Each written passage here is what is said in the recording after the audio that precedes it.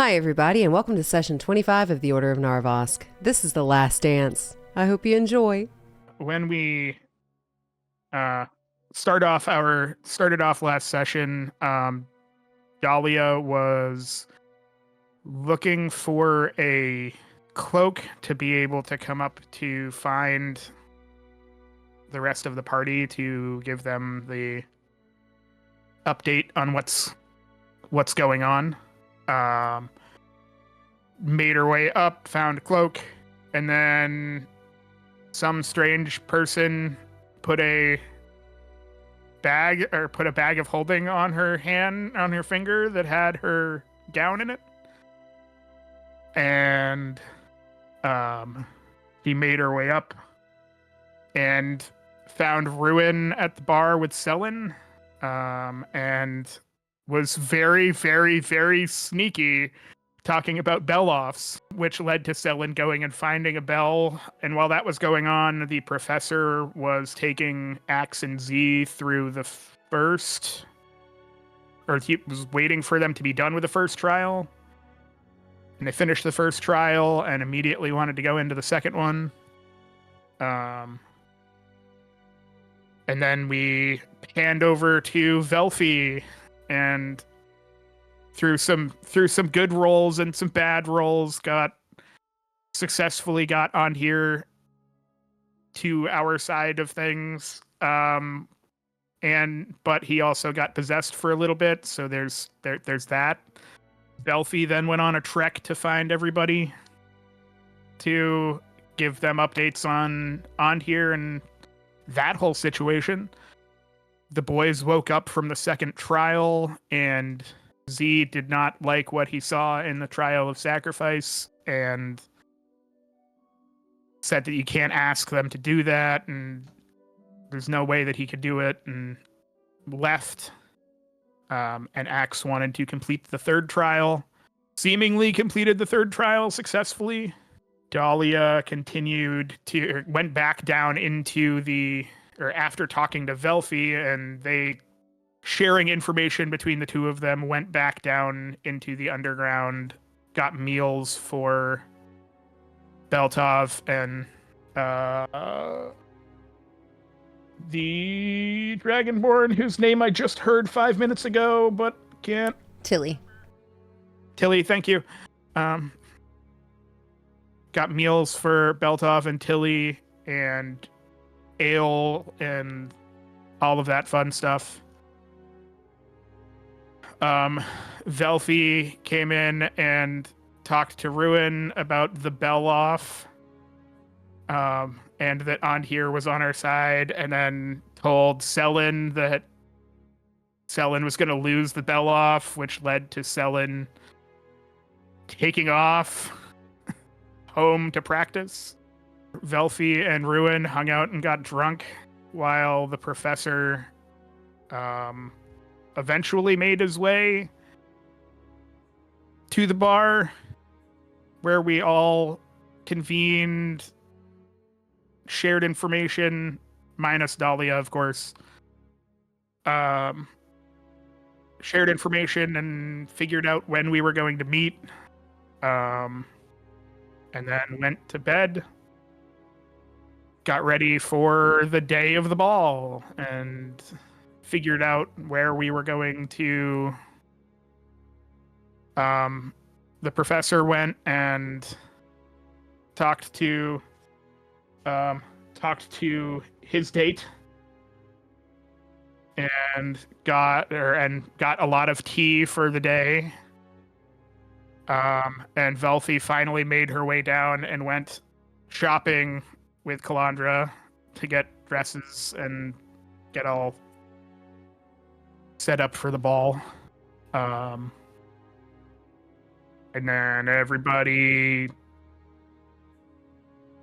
went about their afternoon, made their way to the ball, where Selin found out that there wasn't really a bell-off and is still very confused about what is going on. And then we proceeded into the ball. And that is where we left off.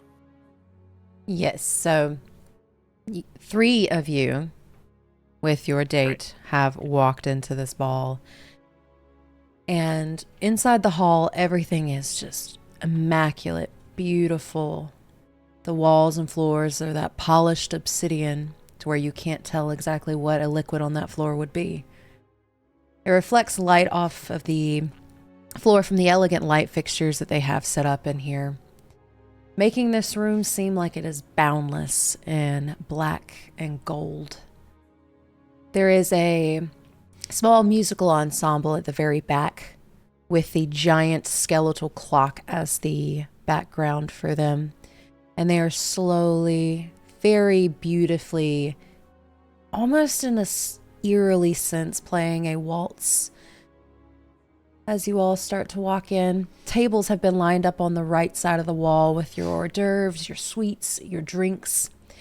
They seem to be manned by students from the academy. And the three of you, as you walk in, do see a very elegant figure standing on the balcony above you. Very long black hair pulled back into a half bun, honey-colored eyes, big grin on his face. You all walk in. What are you doing?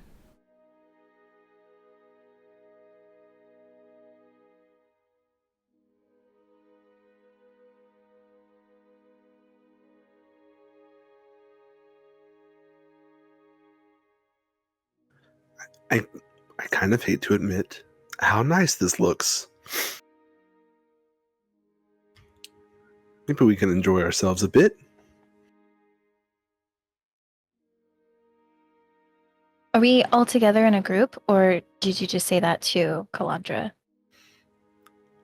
At least to Calandra, whoever wants to be nearby. That is up to you. Do you all want to stick together? Or do you want to split up? That is up to you. Professor Friedrich was there an hour early. It wouldn't be odd if we're together because we work together, but it's up to everyone else.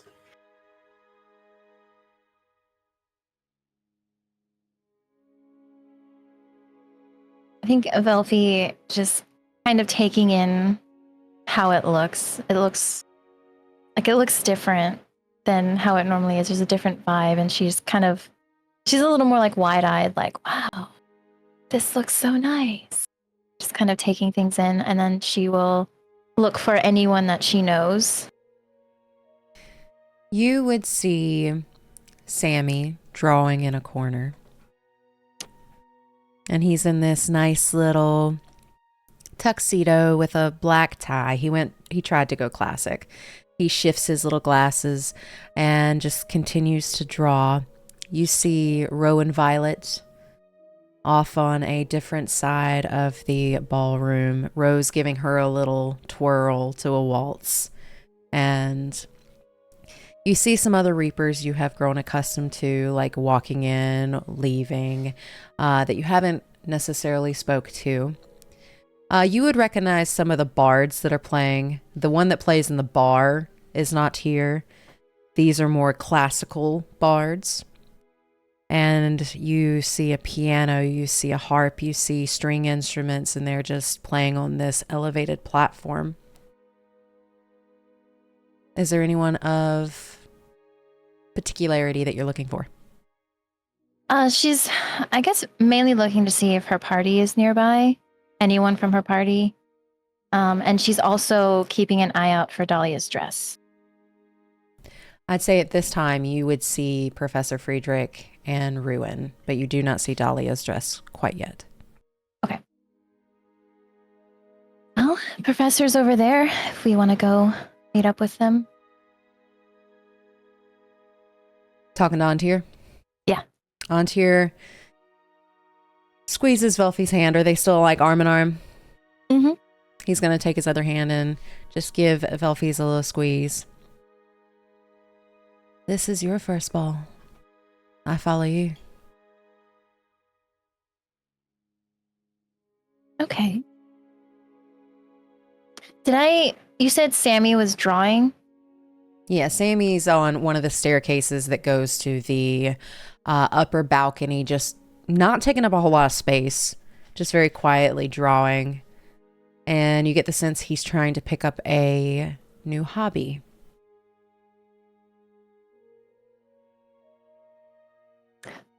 I have an idea. Follow me. And she's going to walk over to Sammy. Oh, okay. And he follows as you walk over to Sammy. And Sammy is intently focused. Hey, Sammy. And he kind of like jumps a bit, and you see like his pen go flying for a second. Oh, Velfie, hi. Oh my gosh, you look pretty. And you see Antir just kind of go like the face, like, all right.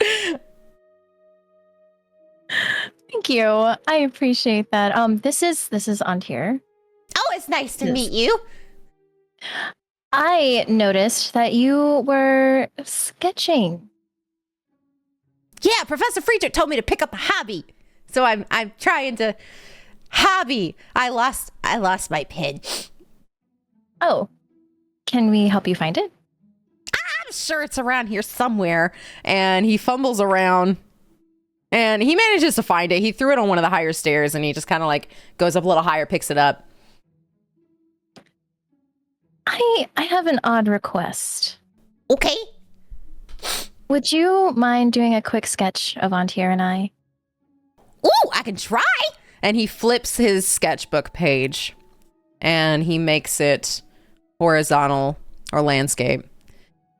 And he just like gives his pen tip like a little lick. Okay. What pose would you like? She's gonna like, God, how do I describe this? She's gonna put her arm around his back and her other hand on his chest. You know, kind of like a bit more formal, like kind of prom picture-y, but like hopefully not so prom picture-y. I love it. And he's going to pose along with you, Antir is, and he's going to make sure, you know, his tail gives a little flick and try to stand there as elegantly as you are. And Sammy is going to focus on the both of you. And you just see like a little grin come across his face and he like fixes his glasses and then he starts going to work. And he starts drawing.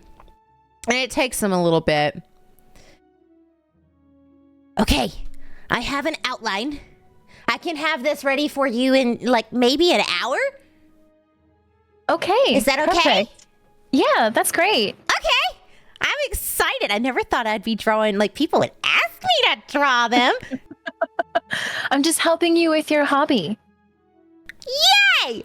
Oh my gosh, I'm gonna have to tell Professor Friedrich this. Maybe he'll give me an A on the next exam because I did do what he told me to do. I'll put in a good word for you. I'm about to go talk to him. Oh, perfect. And you see Antir's like interest kind of peak.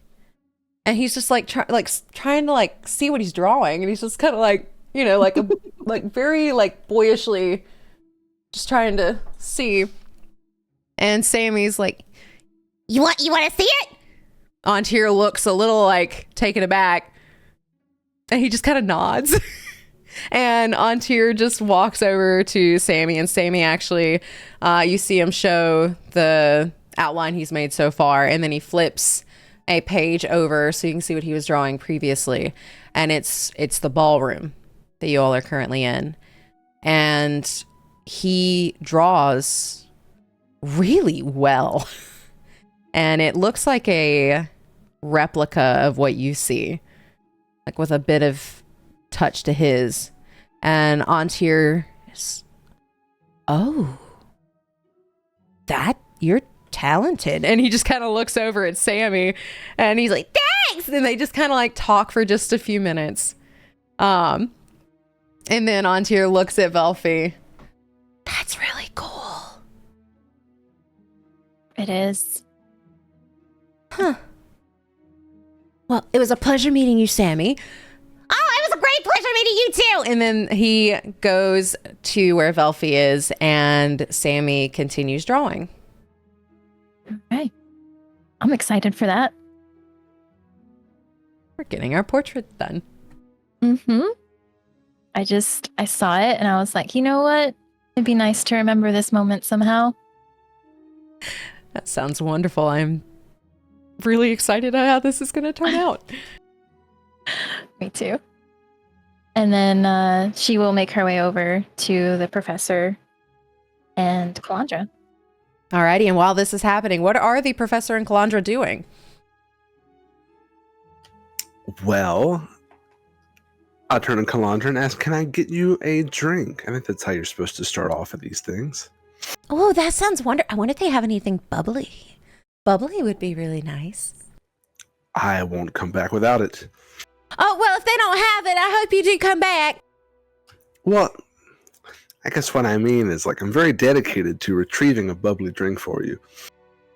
Oh, well, thank you, good sir. I will be back in 2 shakes of a tail. She pauses for a second, and you can see like gears are calculating, like how long does it take for something to shake its tail? Well, that depends on what animal it is. And she just kind of like goes into this little, you can see the gears turning as you go and try to find something bubbly. What do I see on the spread? On the spread, you see a lot of meats, a lot of cheeses, a lot of hors d'oeuvres, anything that could be like a finger food. And on the other table, you see like a line of champagne glasses that were just poured. You also see a student holding a bottle of something, like a bottle of wine, which is sparkling. And then you see on the other side, another student is holding a different bottle, like a red. Okay, meats and cheeses are bad for breath. I will pass over those. Can I go grab 2 glasses of whatever bubbly was poured? You were able to, and it is like a very, you can just, like it just got poured, so it's almost still like fizzing as it is a champagne. And the students that are standing next to it, Professor Friedrich, if you need anything else, just let us know, okay? If you need us to come get you another pour, you just let us know. I really appreciate it. I hope, even though you're working tonight, hopefully you're able to enjoy yourselves. Oh, well, we get leftovers, so it'll be great. And if there's alcohol left over, we get that too. So we're having a party after the party, so this is just going to be fabulous. That's not a bad idea. Unless everyone here's a bunch of raging drunks, there should be plenty left for you. Well, last year there was plenty, so but don't get us in trouble, because we're not, on the dorm rooms, we're not supposed to have parties like that. So I didn't say anything, okay? This is sanctioned by the Order. Everything seems to be above board tonight, so whatever secrets there may be are safe with me. Okay. and then the other student just kind of like elbows the person who was just talking to you. We're supposed to keep that a secret. It's Professor Friedrich. I tell Professor Friedrich everything. Actually, if I may ask, before I grab these glasses, can you point me in the direction of the restroom? Oh, of course. And she points to a, like in the middle of the room on the other side, closer to where the like stations are. There is like a little door for people to use the restroom. I'm going to leave these here. I'll be right back. And I'm going to walk over there. Did I say something wrong? Well, No, not at all. I don't want to take my drink into the restroom with me. It's just a thing I have. So I'll be back for it. Okay, I will protect it with my life. It's not that important. We can just get another one. But okay, I appreciate the dedication. And you're able to find the restroom. Is it like an enclosed stall kind of thing? It's the same restroom that's typically in here, but a little glammed up. I'm going to pop into a stall and cast Mage Armor on myself. Okay. You hear somebody from the stall next to you. Let me ask first. Is there running plumbing in Sydonea? Yes. I'm going to flush the toilet as I do the verbal part of it. Okay, roll me a stealth check.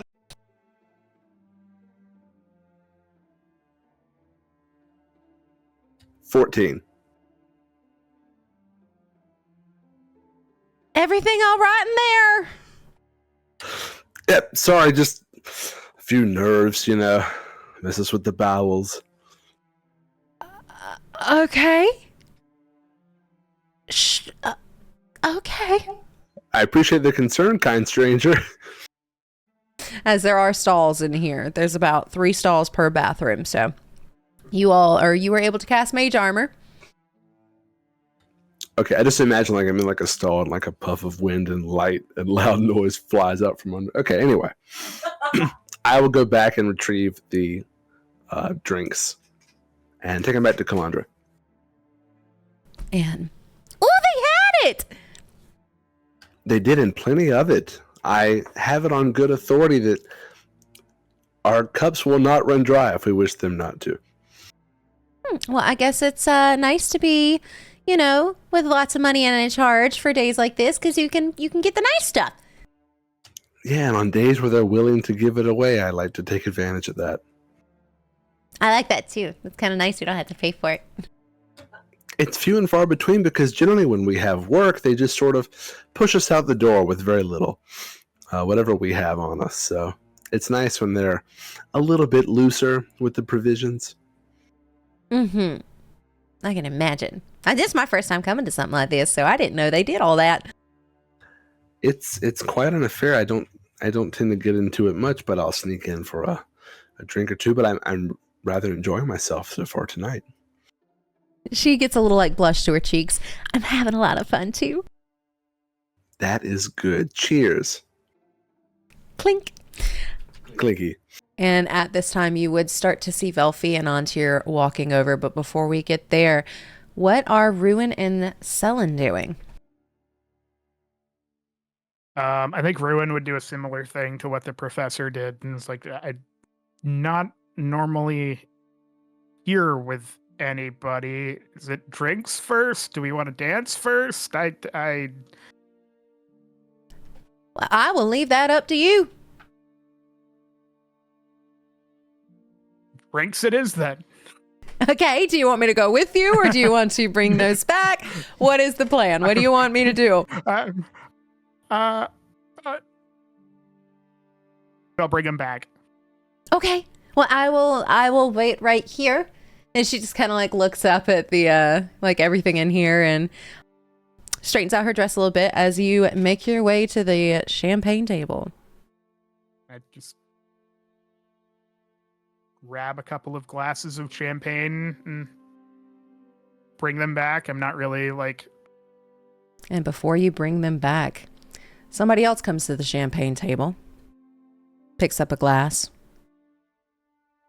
Very slicked back black hair, dress robes.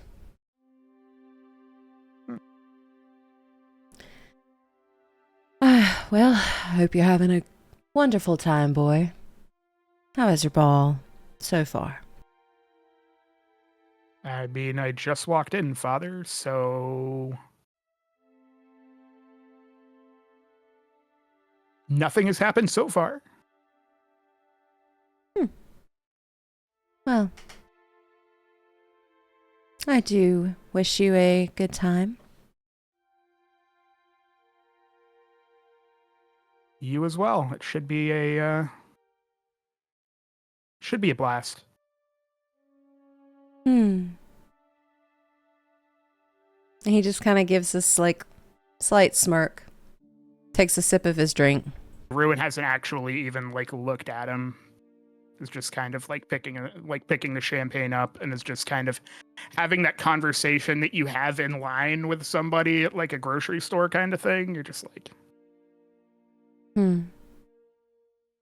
And you get the sense he is staring straight into your soul.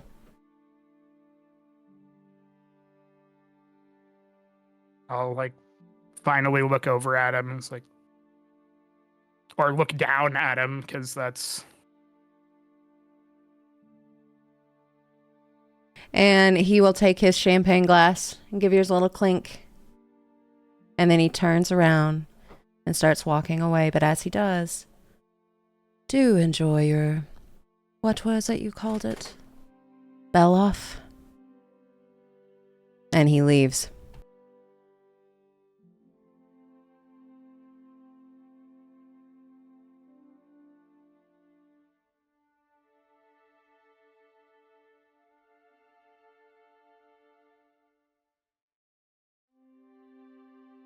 Ruin will turn around and take the drinks to or take the drink back to Selin and look for Velfi and the professor, because he knows that Dahlia is probably not in the building at the moment. And I'll say you're able to find the professor and Velfi pretty easily. As they're like, you see Velfi making her way to Professor Friedrich, and you see Professor Friedrich and Kalandra doing the little clinky clink.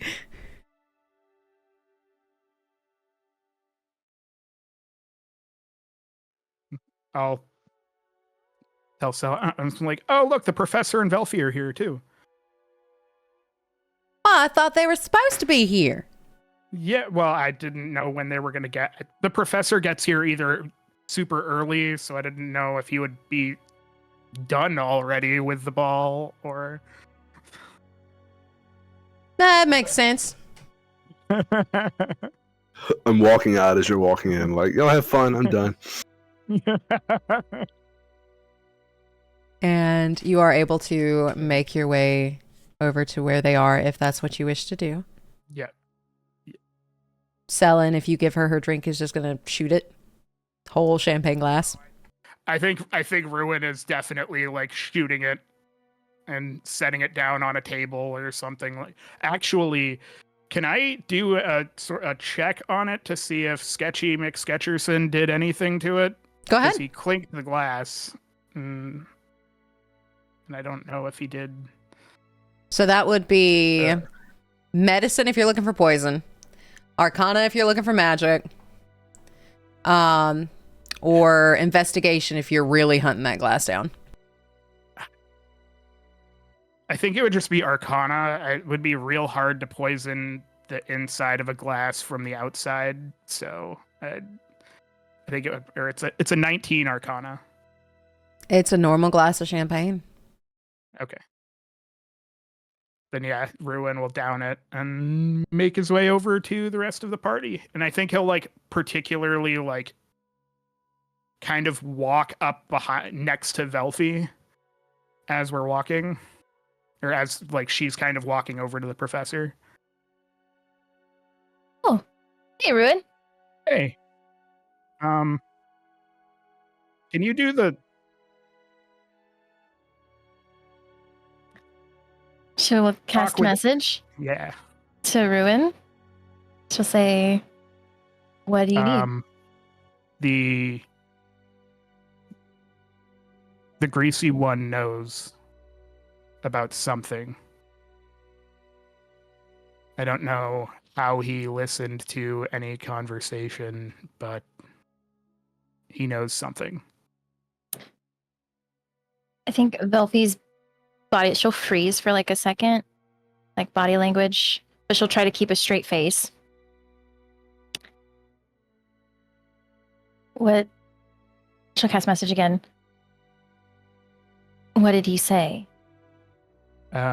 He said, and I quote, "I hope you enjoy your Beloff." So either he heard Dahlia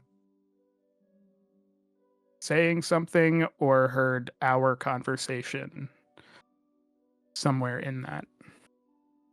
Belfi, roll me a history check. History. Okay. I have like 17 different d20s right here. History 15. With a 15, y'all got really drunk at the bar last night. And y'all were really loud with stating Beloff. Selin was loud with Beloff. We may only. Hmm.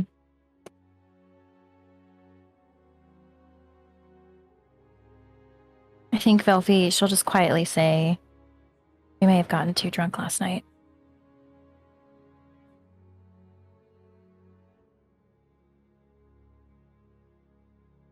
Speaking of, bubbles sound nice. I am going to go. Would you like a glass of bubbly on here? Of course, I'll walk with you, or I can go get it. Are you all It's- right? Yeah, no, it's fine. We're all good. Hi, I'm gonna go get it. I will be back. Antier's gonna follow. Okay. Or you can come too. That's fine. Antier's coming too. Unless you tell him to stay. No, she didn't. Because if you tell him to stay, he'll stay. But he will go with her, and while this is all happening, Dahlia, before you and Beltov, in your disguises, make your way to the ball, was there something that you wanted to do first? Yes. I wanted to take out the medallion that they had found on the cleric beast and put it on. All right, so you are attuning to it, correct? Yes. When you attune to it, it's almost like time freezes. Beltov stops walking, and everything in front of you just turns black.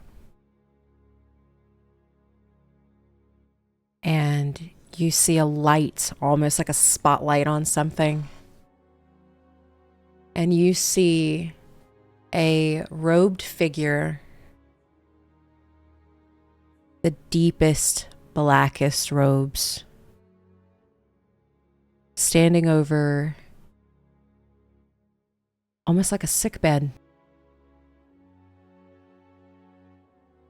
And you see a skeletal hand reaching out and caressing but not touching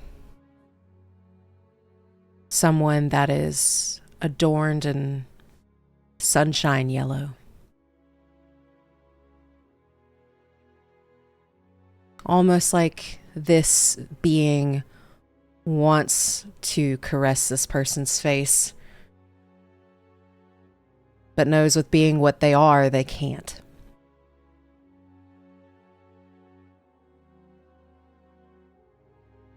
Are you continuing walking towards the scene, or are you going to just watch? I'll go closer. When you start to walk closer, he turns around and the sick bed almost disappears. And you get a good glimpse of his face this time. And you realize the being before you is nothing but bones. Roll me an insight check.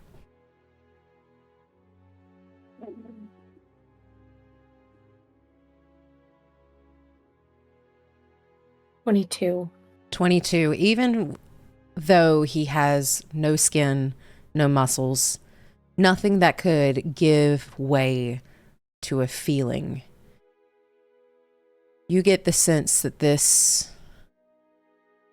being is heartbroken, even though it doesn't have one.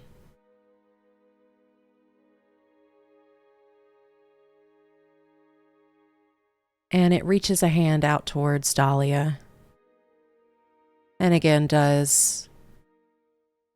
It's almost like he's taking a piece of hair and tucking it behind her ear, but never touches. But does the motion for it.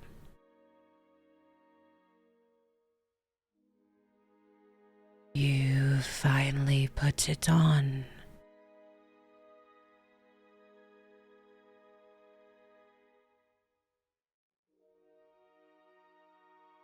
We're going into something big.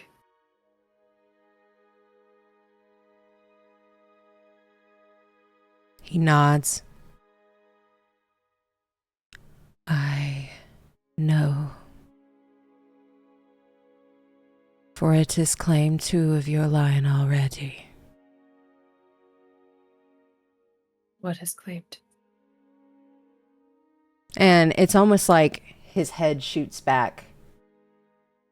And then he comes back to you. Kill Erebus.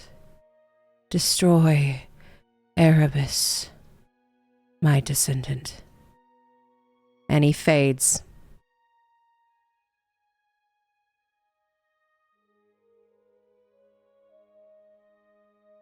Oh, okay.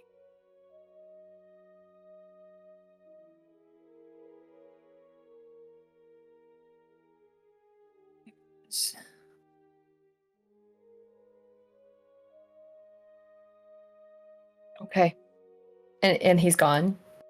He's gone, and it's almost like when he disappeared, it was almost like he disintegrated.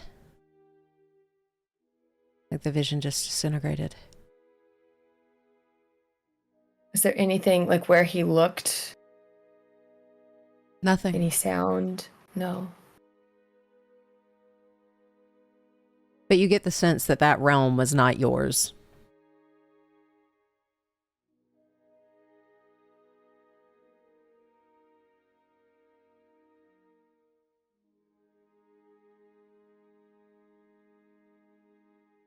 Okay. And do I come out of it or do I have to move through it? You come out of it, and you are exactly where you were, the step you were currently taking. It's almost like time restarts.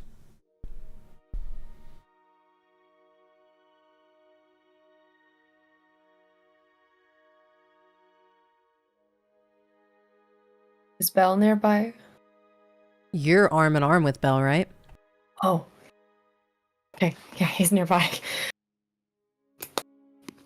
I'll tuck the medallion away so it's not seen. And ask him, do you know who Erebus is? He was looking ahead, and then his head just kind of shoots over. And his eyebrows furrow.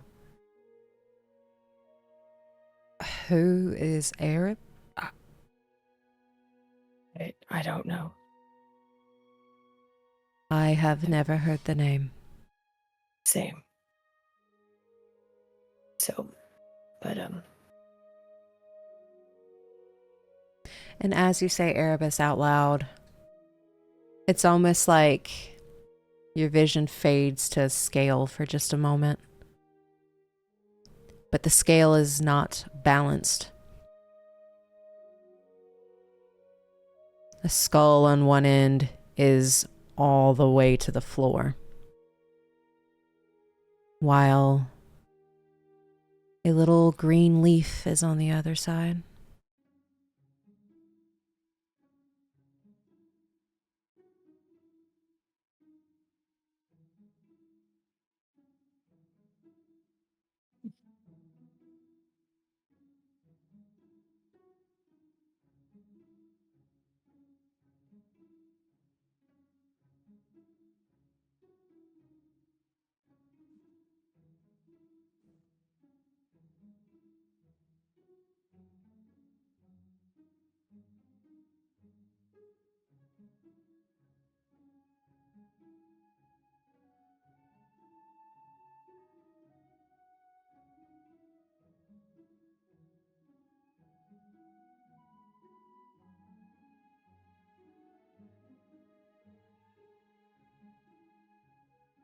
just squeeze tighter. Are you all right?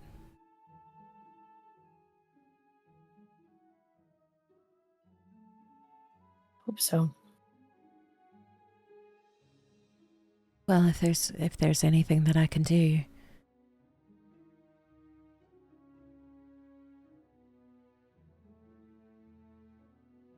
I have no idea.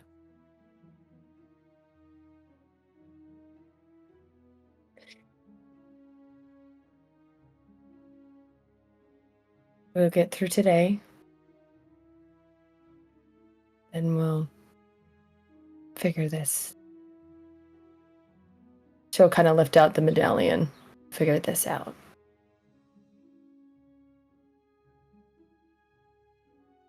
And what is that? You mentioned necrosis yesterday. This was on the cleric beast. And you think it's linked to necrosis? I think so. Okay, well, after today we'll focus on that.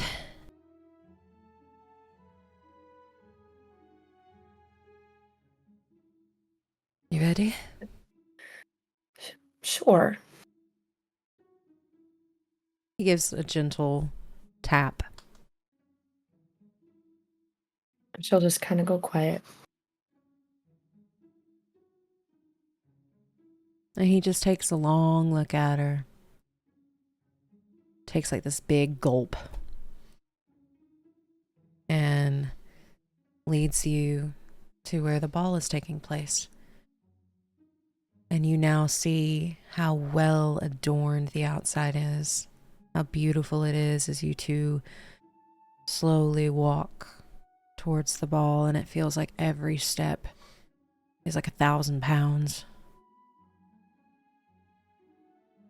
As the reality of what is about to happen really sets in. Do you walk in? If Belle is. Belle pauses and looks to Dahlia to see if she's ready. Just kind of shrugs and takes a deep breath. He'll very quickly kiss her temple and lead them inside. And as you walk in, roll me a perception check. Uh-oh. 9. 9. You're not able to really... It's really busy in here. It's really loud in here. People are already starting to drink. They are dancing on the crystal in the center. That is now the dance floor for this entire party. But it's like almost like a sensory overload at how just loud it is in here. So you do not see anything at the moment. So while that is happening, what are the three of you doing? Velvy is on her way to get bubbly. All right, you're able to make your way there. And you see two students that are kind of manning the station. If you would like to, you can recognize them from your classes, as you are also a student. They are younger than you. Okay, so I would know about the dorm party. You would probably know about the dorm party, yeah. Okay. I want to see if I can recognize them. Roll a history check. Okay. Oh, 6. 6. It's almost like you know who they are, but you don't know who they are. And then you're just like, oh, was your name like Kevin or Allison? Or it might have actually started with a C and not a K. You know you've seen them before, but they're not ringing a bell. Oh. Hey!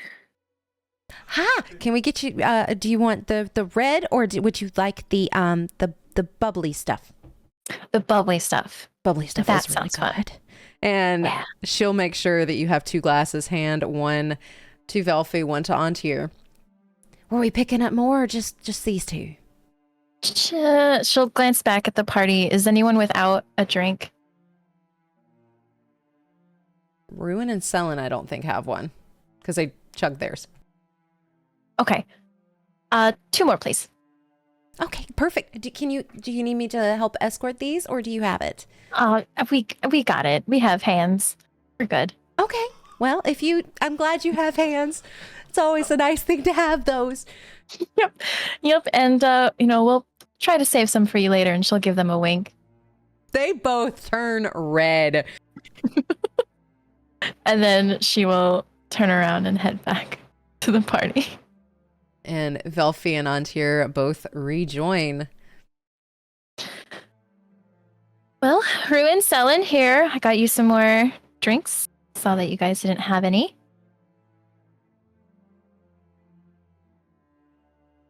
Enjoy the bubbly. Oh boy. And I think Ruin just downs it immediately. All right. Again. With this being your second bubbly that you have downed, roll me a Constitution saving throw. That is. Yeah, I have to use an inspiration right now. I'm glad I have 2 because that was a nat 1. Ooh, yeah, this ain't the Welches. Cocked. That one was cocked. There we go. Okay, that's dirty 20. Okay, you're feeling pretty good. Selin's also feeling pretty good after downing hers as well. You know they won't take it away from you. You can enjoy all you want throughout the whole evening. But everyone looks so lovely. It's good to see you all under Velfi's just gonna better circumstances than usual.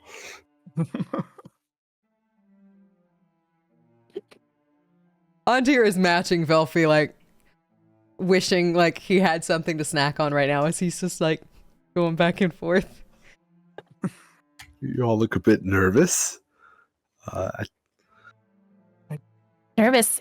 We're excited, aren't we? Excited, Antir. This is great. This is the best ball yet. Yeah, I mean, maybe it's just, the nerves of a big occasion and everything, but everyone looks lovely. Does anyone know, like, the order of affairs this evening? Is there, like, is there anything posted anywhere of, like, at this time a ceremony starts at this time or anything like that? An itinerary of sorts. Is there a pamphlet?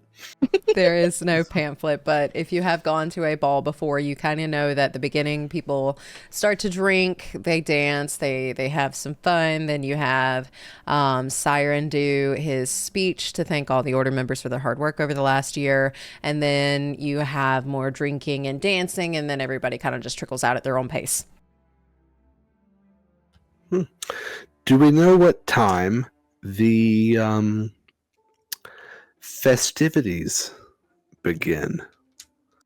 And I'm going to emphasize that word, hoping they pick up on it.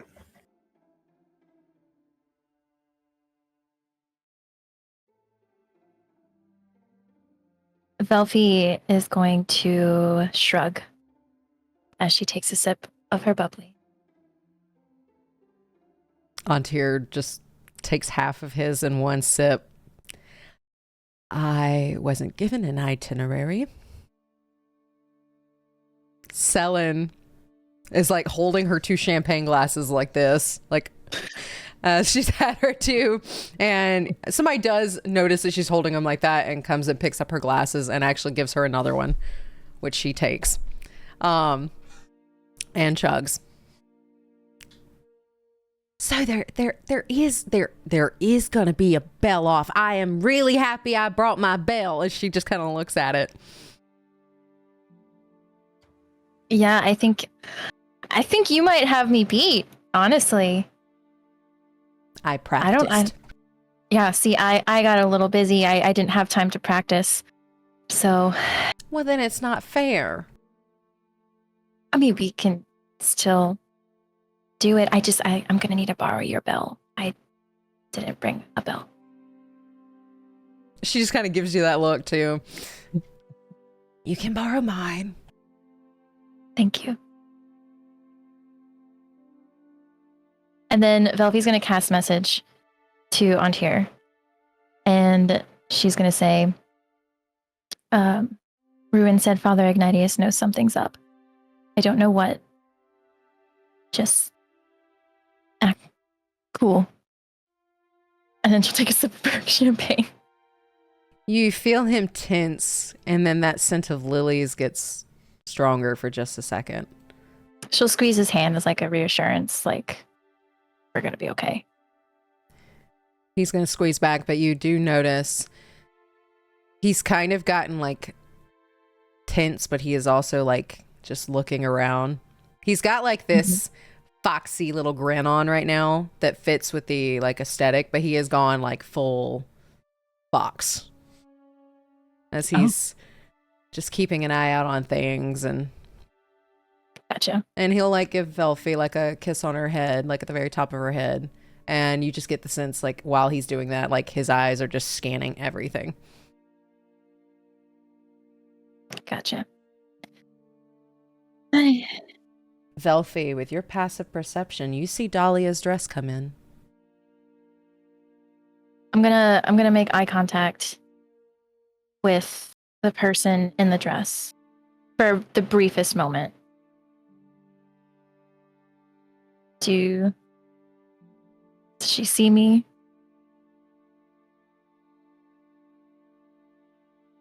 Do I with that 6? With that 6, no. No. Hanging on. But let me see if Beltov notices. Beltov is just holding on to Dahlia as well and does not see a thing. His focus is elsewhere. Okay.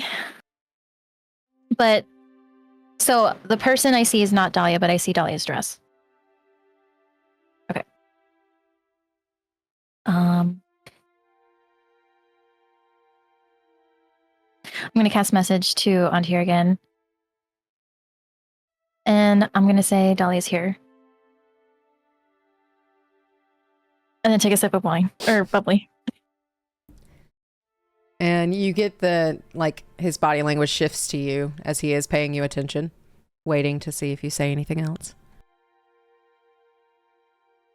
She will glance in the direction of Dahlia's dress. He nods. And Dahlia, in your head, this is Antir. We're to your left.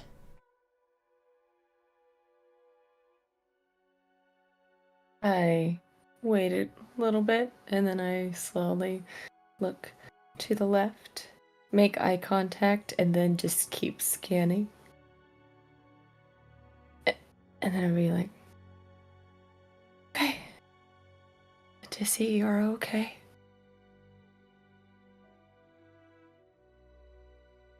And then he'll message Velfie. She knows. She knows where we are.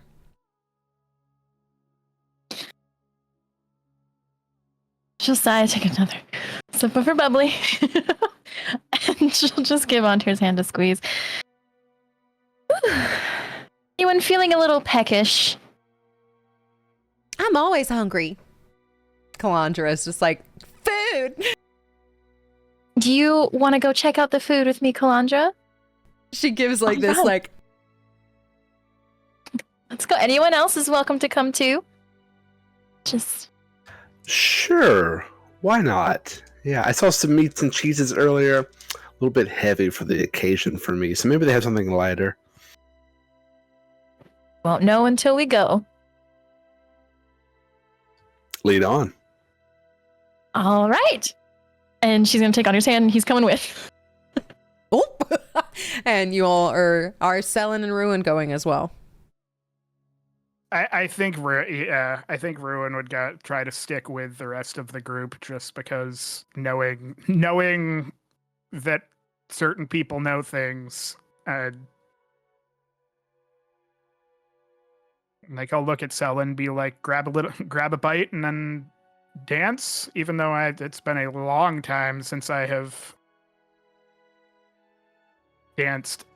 I'm not very good at it, but I will do my best. It can't be that much different than dancing with an axe, right? It's like fighting, but less violent. Oh, and you take the violence out of it, doesn't sound as fun. But yes, I would like to dance too.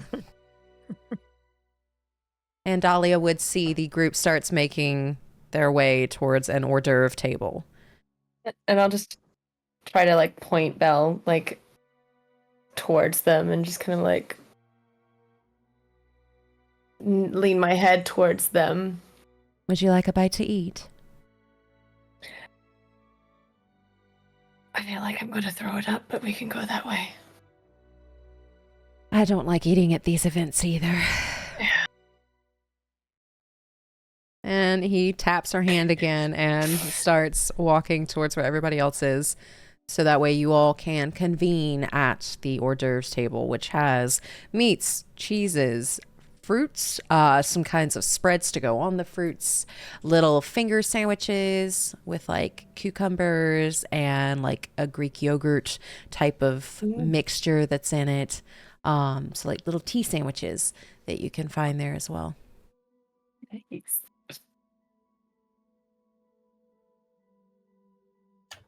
I'm diving on the. I'm not literally diving, but going for those tea sandwiches and fruit. I think Belfie's doing the same. There's even a few schnickel bums. She's going for the schnickel bumps.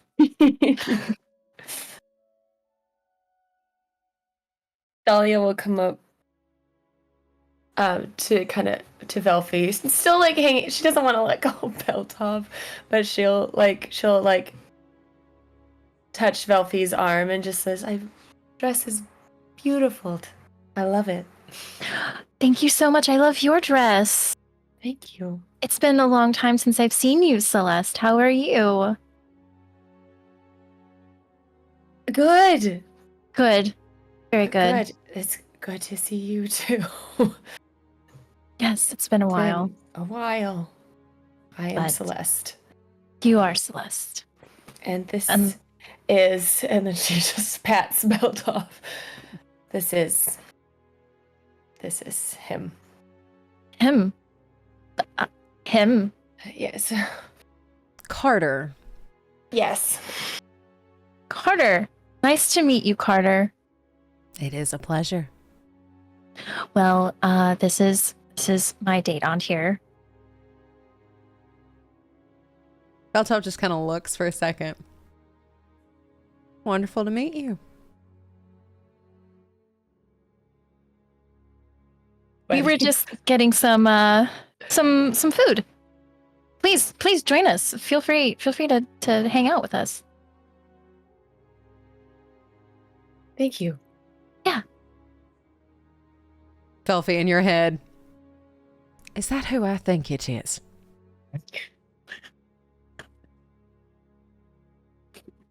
She's just gonna squeeze his hand and take a wide-eyed sip of her bubbly. You see Antier's nose wrinkle a bit. Pleasure is all mine.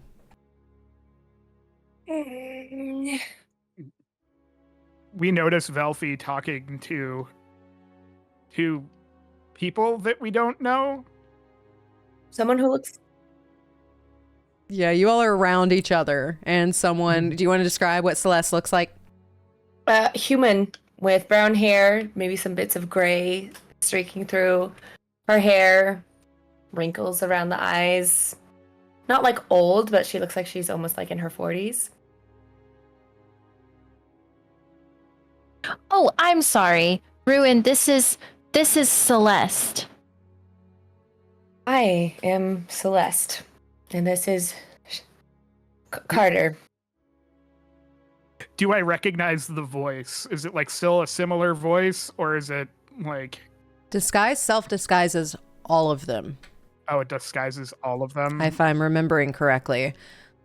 But would you recognize the dress? Roll me a history check. I don't think I was there for the dress. You all Or got there when they. outfits I think we were together. there together. Yep. Yeah. Oh yeah, yep. Yep. So roll me a history check. History. Glad I rolled high because I don't have much in history. That is an 18 total. You would recognize the dress that Dahlia is wearing. Celeste, sorry. It has been forever. And Carter? And I look over at. Yes, that is my name. Nice to see you again, Carter. It's great to see you as well. And Dolly goes, Ruin. And she, Oh, that is your name. Okay. Sorry, I quite forgot. I'm a little forgetful.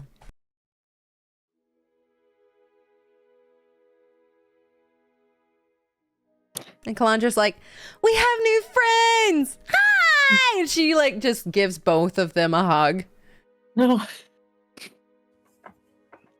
Of course. Professor Friedrich. Can I deduce from how ham-fistedly everyone's introducing themselves that it's not their real names and that's I know who they are? Roll insight. I thought we were being subtle.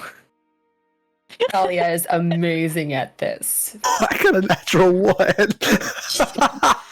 No. No one goes, I am Celeste. I am Celeste. With a natural one, you are focused on those tea sandwiches as you dove after those. Mhm.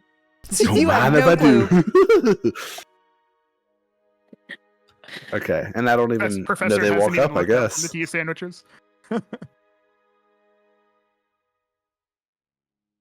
You feel a tap on your shoulder, Professor Friedrich. Yes. Name's Carter. Hi, Carter. It's a pleasure. Are you a member of the Order? And I'll handshake. Can I tell if the professor understands what's happening or not? Roll an insight. Okay. Oh, buddy. Oh, that's a nat 1 plus 3. No. Well, I'm just These tea sandwiches got us shook.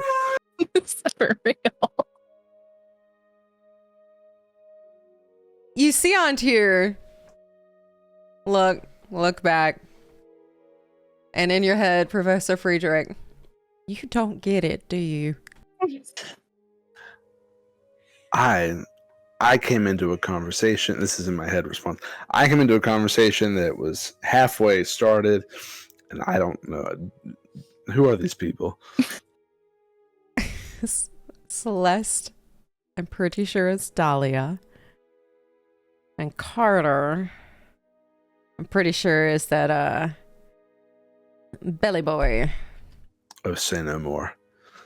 And my facial expression changes, not to like anger, but just flat. Disdain. Mm. Welcome to the party.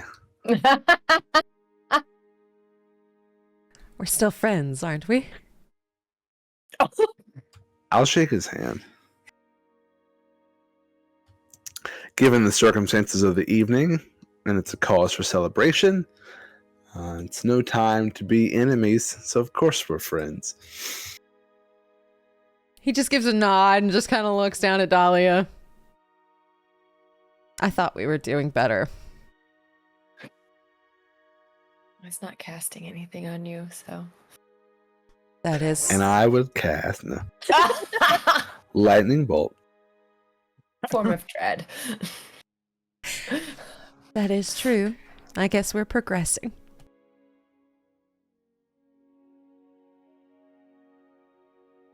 You all okay?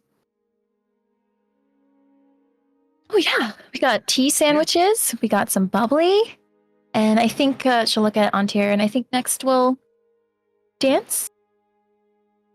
That sounds wonderful. It Next we'll does. dance. I agree.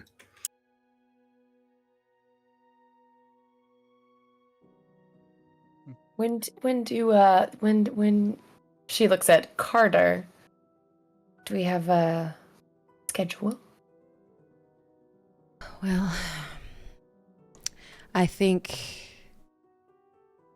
our friend's plan takes place halfway through.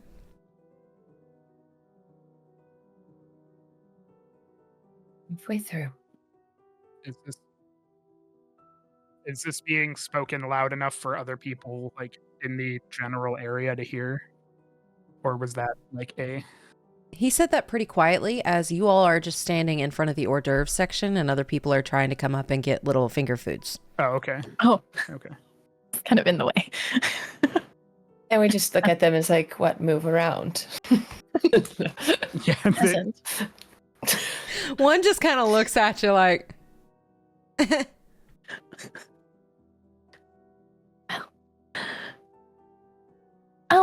Well, let's go get some dancing in before the dance floor gets completely flooded. That sounds great. And Belfie will reach out for Antier's hand. And Antir gives her a little twirl. And then leads her onto the dance floor, which is right above the crystal.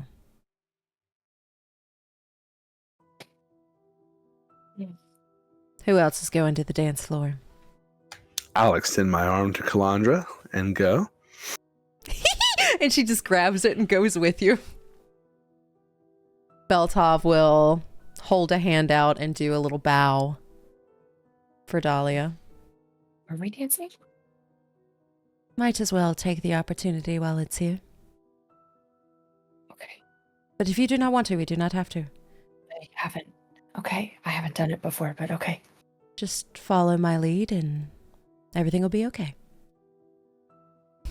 She'll take his hand. And he will lead her out to the dance floor as well. And Ruin will offer his hand to Selin. And I'm totally gonna butcher your toes. you know what? I'll accept that. All right, it's a battle then.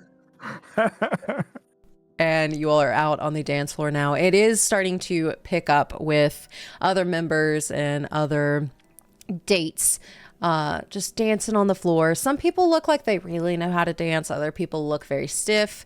Some people are just kind of like swaying. Other people are doing a full-on waltz with twirls. And so it's one of those where you see very, very different aspects of dancing, waltzes and fancy ballroom dancing.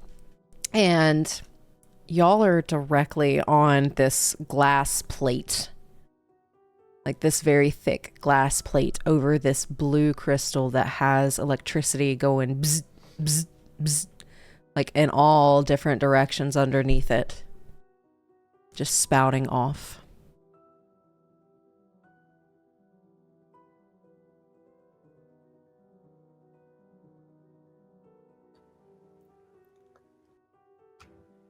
What a lovely dance floor.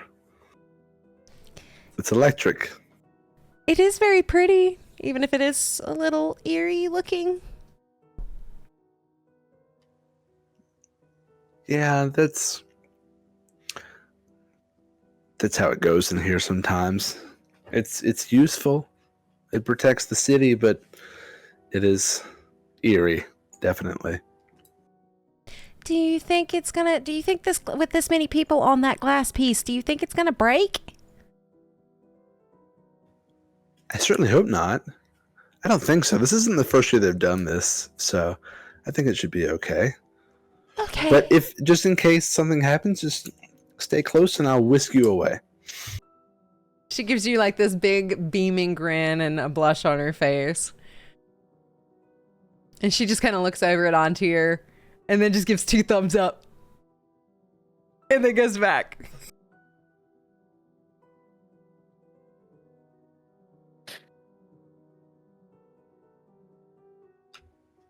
Is everyone else joining, or because we'll start to whatever song's playing.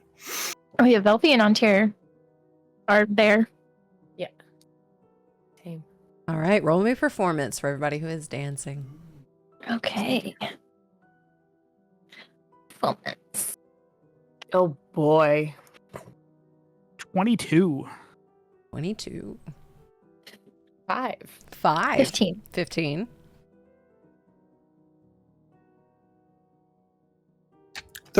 13. All right, so with Dahlia having a 5, she steps on Beltov's toes just a few times, but he is perfectly okay with it. And at one point, he will offer, do you just want to stand on my toes?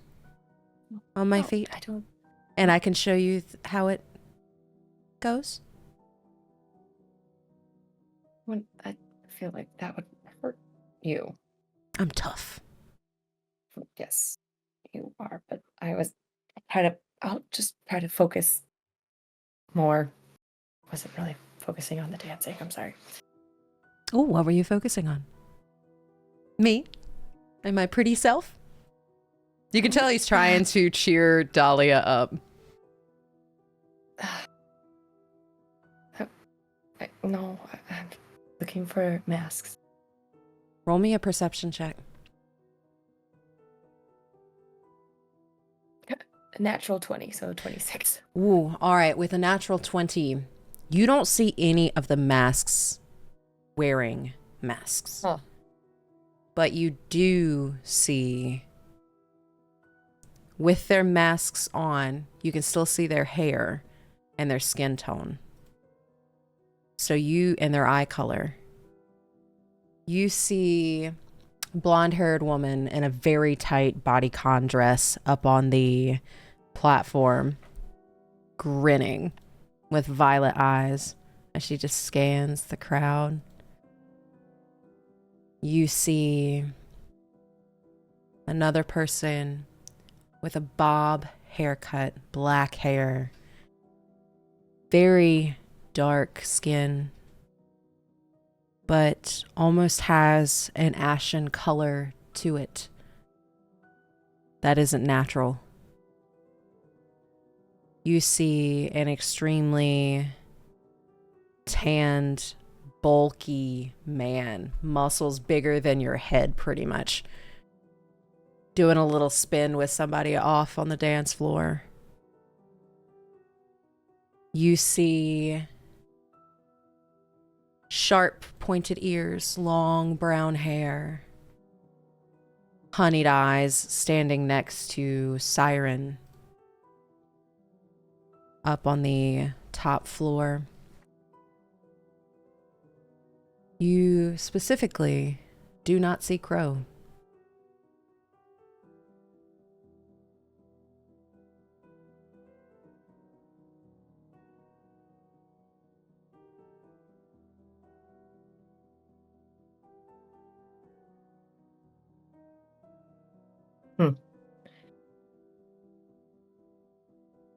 Yeah, I don't see your mom. She's not typically one for these affairs, so. But to get out? I know. A little worried about that too. Do you want me to message her? Save your energy. The night's it's not quite here yet.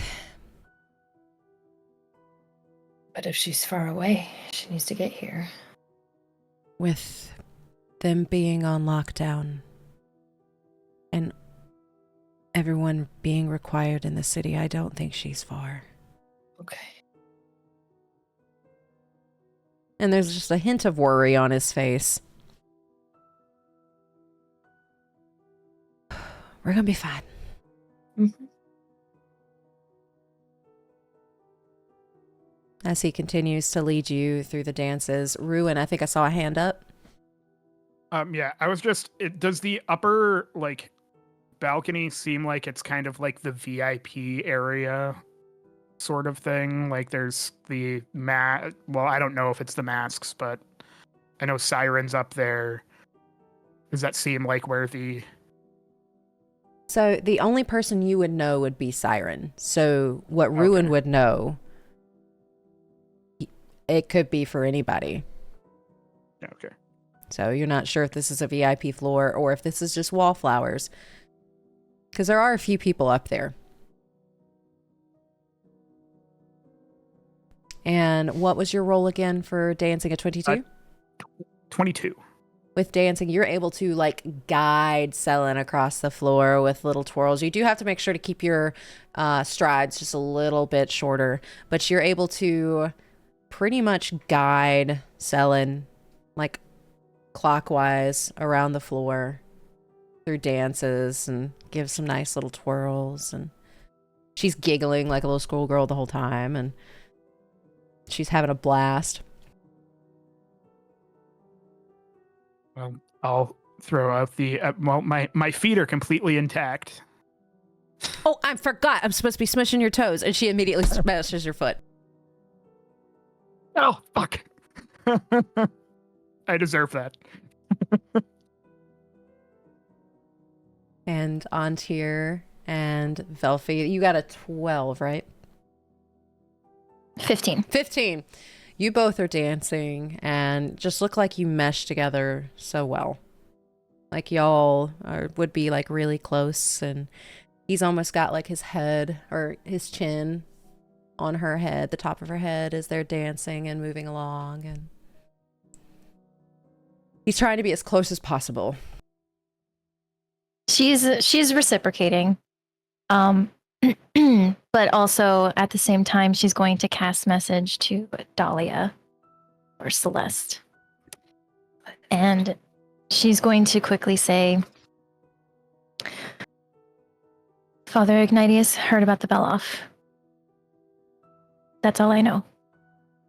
And then she'll go back to dancing, just enjoying her time with Antir.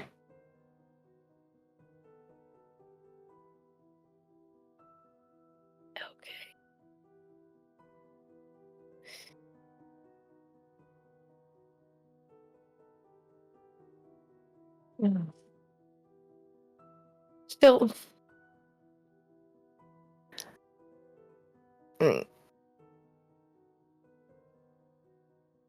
She'll message back.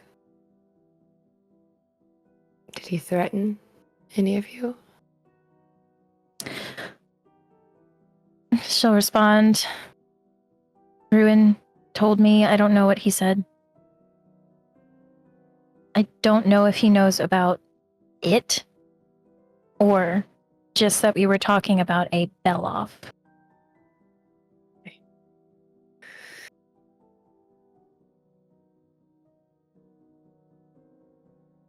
I will tell very quietly to belt off her blunder from last night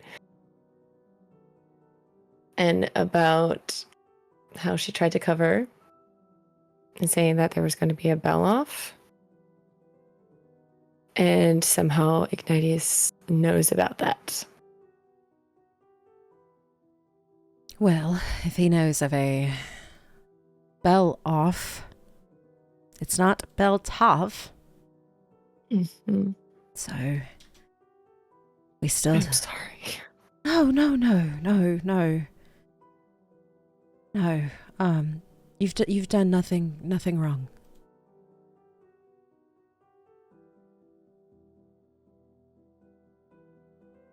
We had an idea that they know something. So He's very invested in Ruin. is this because of the Goliath thing you told me about? I think so. Well, I think with that kind of threat, just saying that he knows of something, he's got something up his sleeve that I don't think will affect this, but I think he's got something working in the background.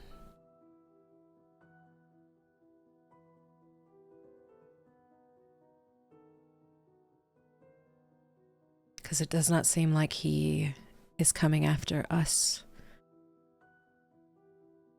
After Ruin?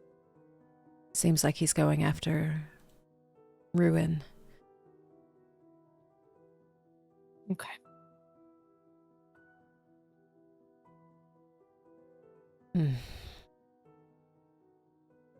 We're going to be fine. Mm-hmm.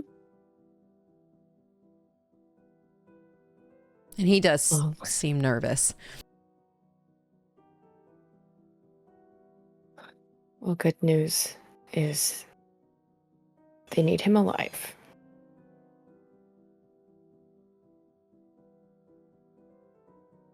And then it's almost like something clicks.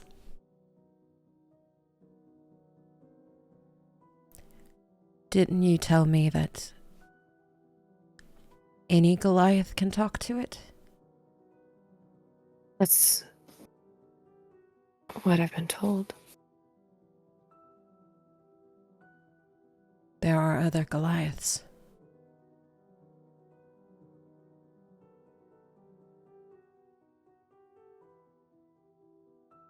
Where?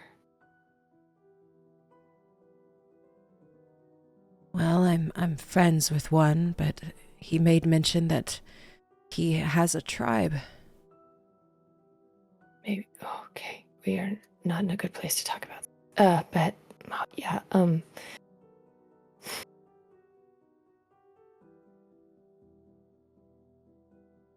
Are they safe?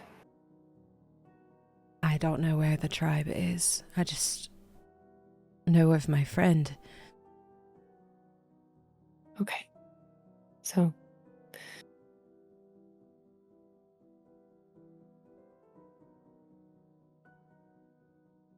Maybe that means they're safe for now.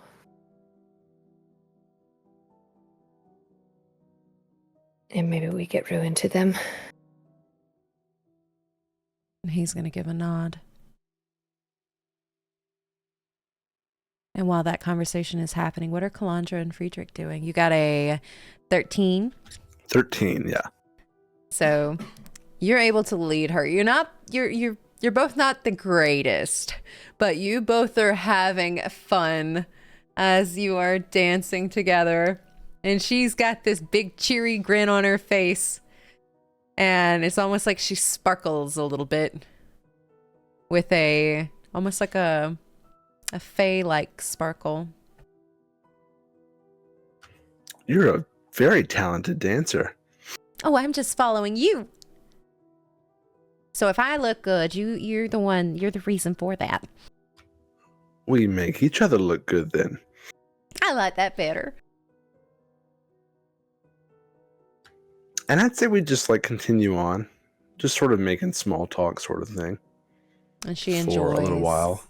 And she enjoys that small talk. She is loving it as you two are talking and dancing together. Is there anything else anyone would like to do before you get to the midway point? Yes, Professor Friedrich. As we're dancing and moving around the dance floor, I'm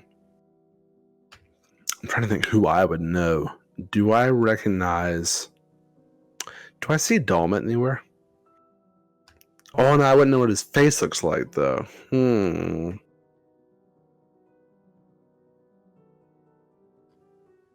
I see Siren? Siren is making himself very known.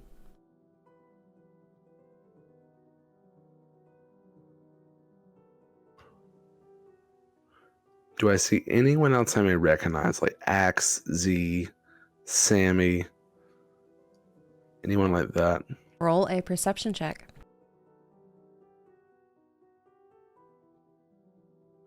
8.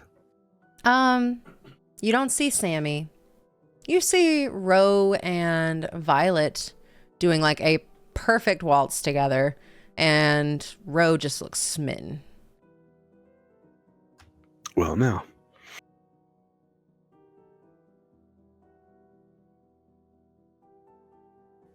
Okay, that's it. Delphi and Antir, is there anything else you'd like to do before you hit the midway point of the ball, before the speech is to be given? I think when the next song ends, she'll look to Antir and say, "Let's go check on our picture." And he perks up. That sounds really wonderful. Let's go see. And we excitedly make our way over to Sammy. And you see Sammy. Looks like he is actually just signing his name. And he just kind of looks at it. He's just got this really proud grin on his face. Does he show it to us? Or... He doesn't know you're there. Oh, okay.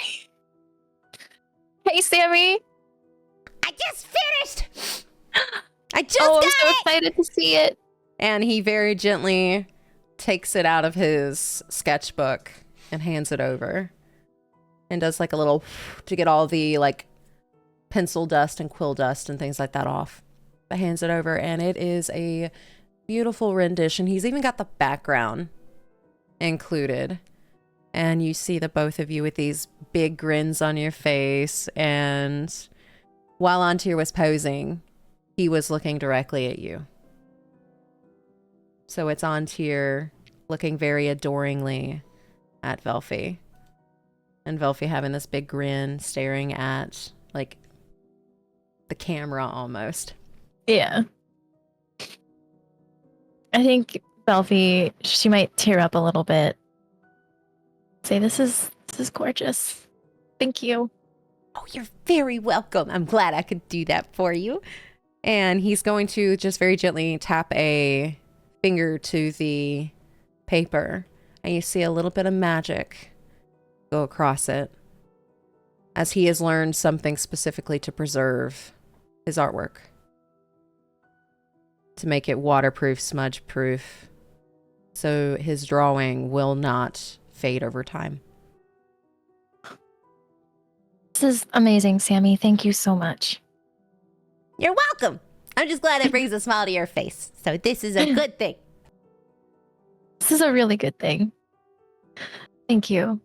You're welcome. And she'll hold it out to Antir. Look at how cute we are.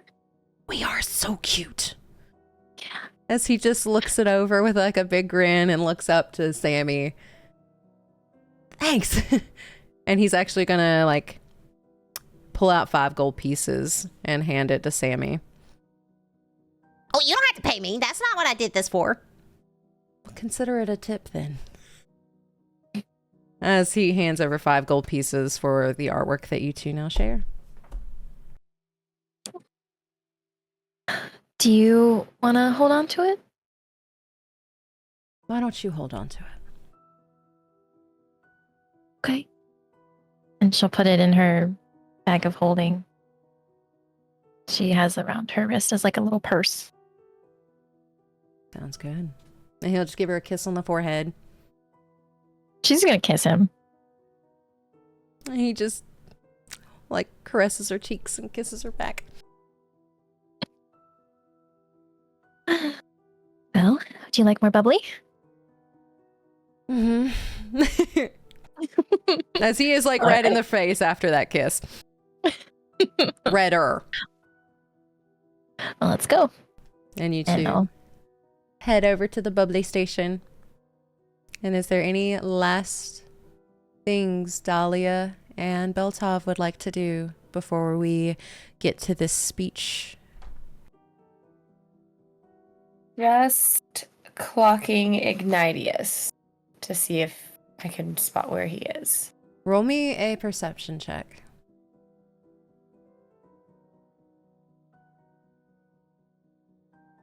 Perception. Where I can read. 22. With a 22, he is standing right next to Chameleon. And you can kind of see the family resemblance a little bit. Like, she got the good parts of him, but you can see some resemblance. I'm sorry. Yeah, exactly. But they're like, he's leaning over the banister. She's standing up with a glass of like red in her hand. She's just swirling it and watching. And you see like him mention something. It's just like they're having a conversation. Are they locked in on anything? They're not locked in on anybody, no. But they are having a conversation. Keep them on my radar. All right. And lastly, are Ruin and Selin doing anything before the speech? I think Ruin, knowing that the crystal is the, like, don't know when things are happening, but knows that the crystal is like the target, is probably going to like steer Selin to the outer side of the dance floor, so we're, you know, just in case, but just enjoying what little they can enjoy of the ball. Alrighty. And Professor Friedrich, is there anything else? No, not for now. All right. With that, We could just keep dancing. Yeah, that's. Velfie, you feel onto your tins. And he looks down at you. All fun has disappeared from his face. And in your head, I don't know what it means, but we are all being summoned.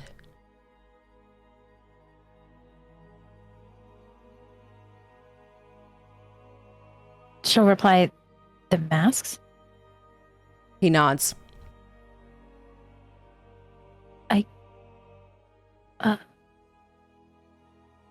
She'll message, I guess. Keep up appearances. I don't know what else. He nods, and you can see like the boyish charm that he has is gone. Put up with a mask of his own as he is turning on Fox. And he is going to gently tilt Velfie's chin up, give her a kiss, and it lasts a little too long. Roll me a perception check.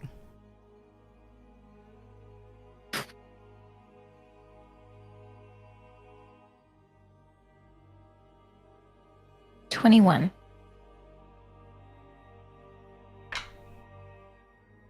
All right. As he lets go and then starts walking away. And when he's gone, you realize there's a bag of holding in your hand.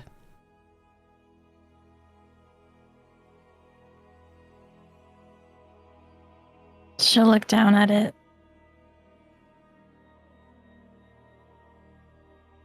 And she'll look back up at him. And I think she's gonna hold back tears. Because I think she senses something is wrong. And there's no way to like know what's in the bag. Like you have to take it out in order to see. You have to dump it out. Dump it out.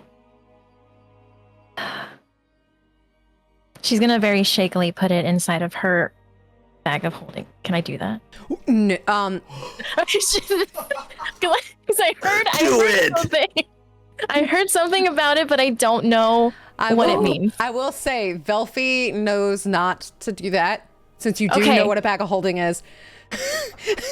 Bags come with a warning label. Please They come with a warning label. They do come with a warning label. Do not put them together. Do not put them together.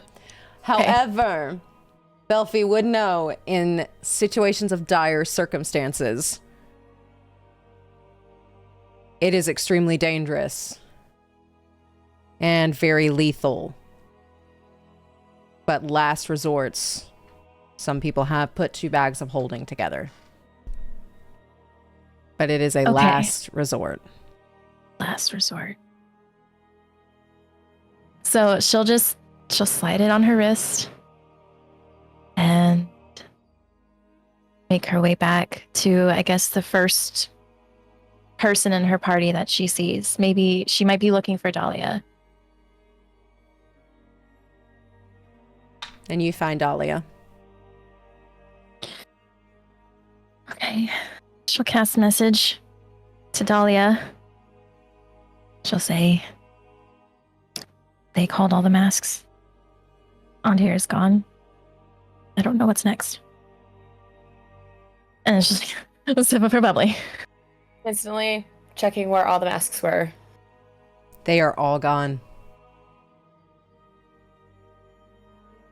Grabbing Beltov, pulling him closer, saying they called all the masks.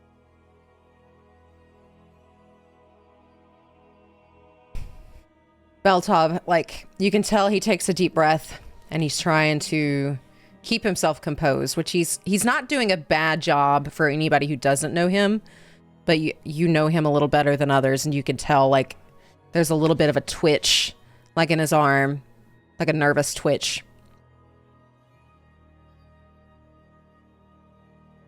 Just act normal. Tilly's gonna get her part done. What about Antir? Antir's a fox. Very sly. Very deceptive. Antir will be fine. Grow?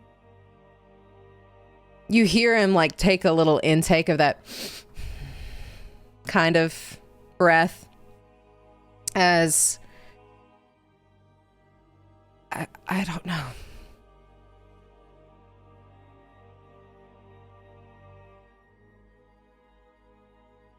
And a few agonizing minutes pass. 15 minutes. No. A lot of people in here seem to not notice anything. It's like you all, or you two at least, know something's weird. Something's up. But you're able to notice everybody else is just dancing, laughing. You see Friedrich and Calandra enjoying each other's company with big smiles on their faces. You see Ruin and Sullen have backed off the dance floor. And then the music slowly starts to die down. And you hear a little tap on someone's glass. And that person is standing up on the upper balcony as Cinder has his little champagne glass in his ting, ting, ting. And he straightens up his suit. And this is a beautiful person. Like, absolutely beautiful, as he has this really pearly white smile that he gives to everybody. Members of this grand order, gathered here in this ballroom adorned with elegance and splendor, we bask in the culmination of our tireless efforts.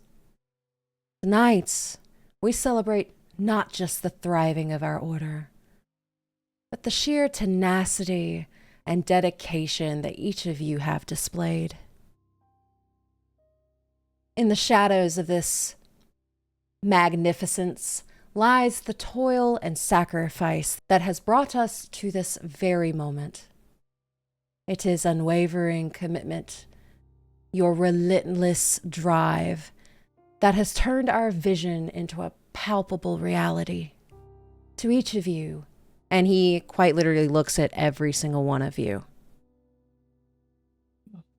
I extend my deepest gratitude. We have forged ahead, undeterred by obstacles, emboldened by our singular purpose. Our journey has not been without its trials, yet you have shown resilience beyond measure. It is this indomitable spirit that sets us apart, that makes us unstoppable. As we revel in this moment, let us not forget the power we wield together. The fruits of our labor are not just in the luxuries we now enjoy, but in the control we have seized, the influence we now command. Your hard work has been the very lifeblood of our ascension. And he pauses as he looks at each of you, everybody in this ballroom, and that big smile that he had displayed on his face slowly goes flat. I do hate to bring down the excitement for this evening. However, some of you wish to see us fall. to put us in harm's way by disrupting our progress for a better Sydonea. We have a few in here this evening. These individuals thrive on putting us at risk, and let us show you what we do to traitors. And you all slowly start to see masks coming through a door next to Siren. And you see them all walk out in order. You see Bear. You see Wolf. You see Fox. You see Chameleon. You see Dragon. As they all start to line up next to Siren, 4 and 4. However, Cat comes up last, and she brings a battered and bruised blue dragonborn, drags her across the top. And it's almost like Tilly is just too tired to move as they drag her body slowly, agonizingly across the balcony. We found this one trying to destroy our sphere tonight. Our protector.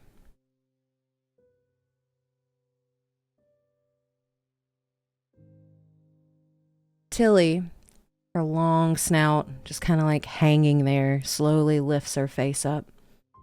And you just see gore just dripping down her face, as it looks like she is barely there.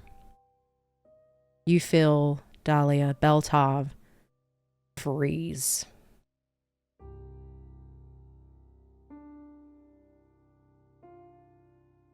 Tilly looks at all of you and just gives a wink. Oh, don't worry about me. Everything is fine and dandy. Everything's great, let me tell you. Yeah, no, they didn't just, they didn't just beat me up. Everything's fine. And she has this like ragged breathing.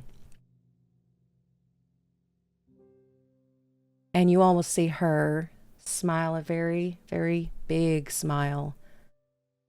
And she grits her teeth. And her eyes widen for just a moment. And then Tilly looks extremely confused. And Dahlia would know what they have hidden in their teeth.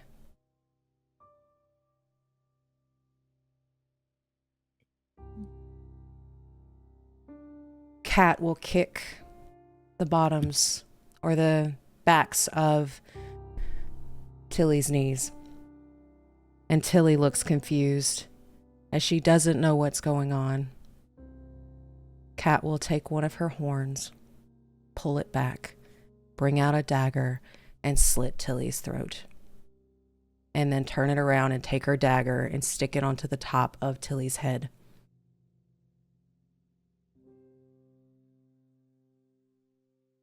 Dahlia, with a passive perception of 16, you see this gore, but you see Chameleon very quickly take some of it.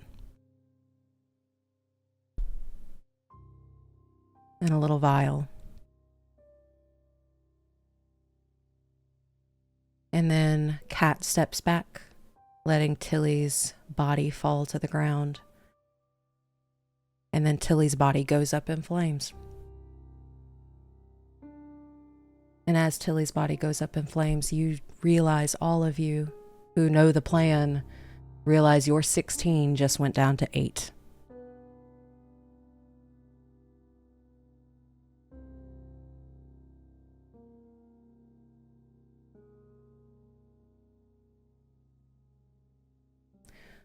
We have also determined that one of our own is actually a traitor as well.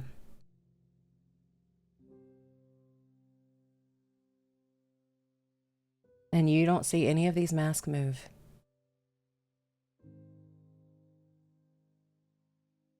Has been for quite a while, actually.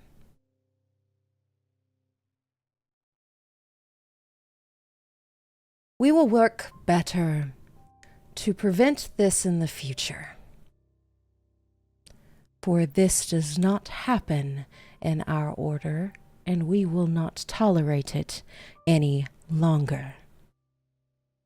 And you all notice that the crowd has kind of stiffened as they are watching this scene, and you hear some whispers of, one of us, how could it be one of us? Why are these people trying to threaten our way of life? We haven't done anything. We're just trying to make sure that we can survive and that everything's gonna be okay. And you just hear these whispers. And you hear a few of, she got what she deserved. That's what you get for trying to take down our sphere and our protection and trying to hurt everybody, all the innocents within this city. That's what you deserve. And you hear this crowd on the side of Siren. Calandra is squeezing extremely tight to Friedrich's arm. And you can almost tell she is not breathing. Beltov is shaking. Whether that is from fear or from anger, you don't know. Selen has sobered up real fast. And she just asks Ruin quietly, "Did you know any of this?" As no one has filled Selen in on what is going on. Ruin doesn't have a way of like speaking into a head. Fuck. I think he's just going to like very obviously look down at the floor. So you knew. And Selen takes a step back.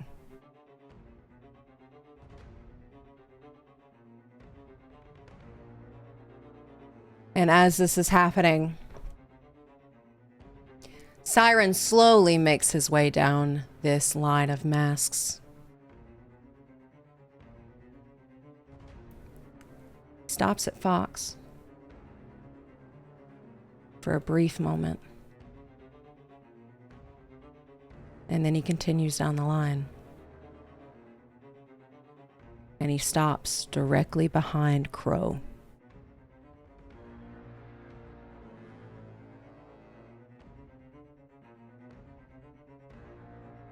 And you hear Siren in a voice that is very commanding. "Kneel."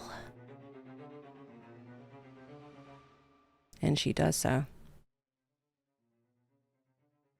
Siren then takes her mask and rips it off of her face. And you all see someone that looks very similar to Beltov with that molten silver eye color and that light gray skin with just a hint of blue to it.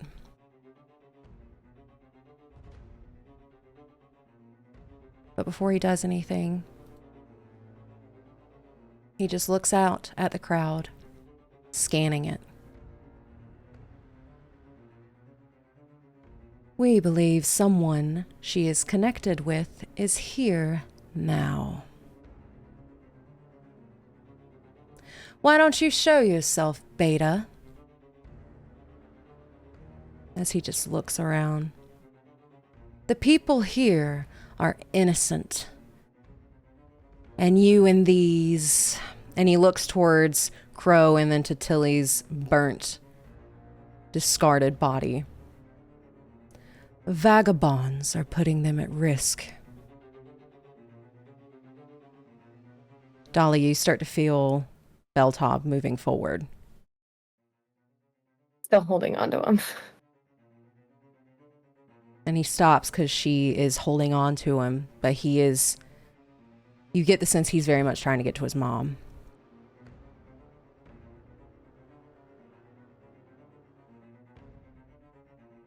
Are you truly so monstrous that you would put them all at risk? And he's still scanning the crowd. I won't hold him too back, but I'll, like... Oh my gosh, I don't... Like, I'm not holding him back, but I don't want him to go. Oh, fuck.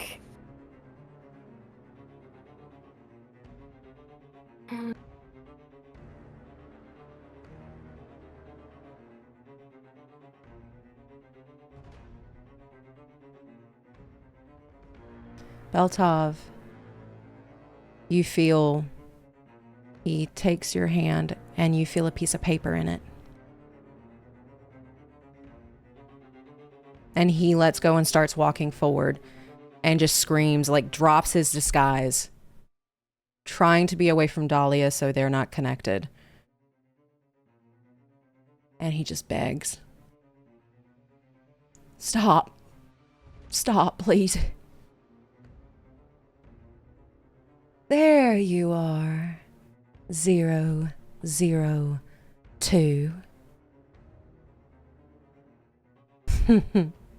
And then he puts a hand on top of Crow's head and under her neck and snaps her neck. And she just falls.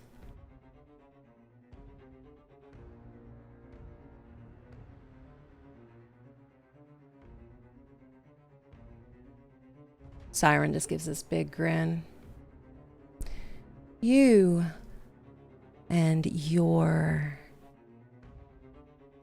alibis and allies will no longer fool us. You are done fooling us. As he looks at everybody else in the crowd, and the crowd starts like nodding like, yeah, no, we're not, traitors aren't, like, you're not going to hurt us anymore. You're not going to cause us to lose our protection. And you hear muttering and almost like cheers from your fellow reapers, as no one else knows. And Beltov, now just in his normal attire, with his normal face, the face that you all have known, and you do see tears start to stream down his face as they have just killed his mom. And he just starts screaming, "The High Table is lying to you.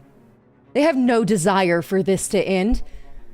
They are taking steps to ensure we stay in this predicament that we found ourselves for the last 152 years. We are not the traitors, they are." Siren's just gonna laugh and kind of sit back. The Order of Narvosc has kept its citizens safe for a century. Over a century. What have you done?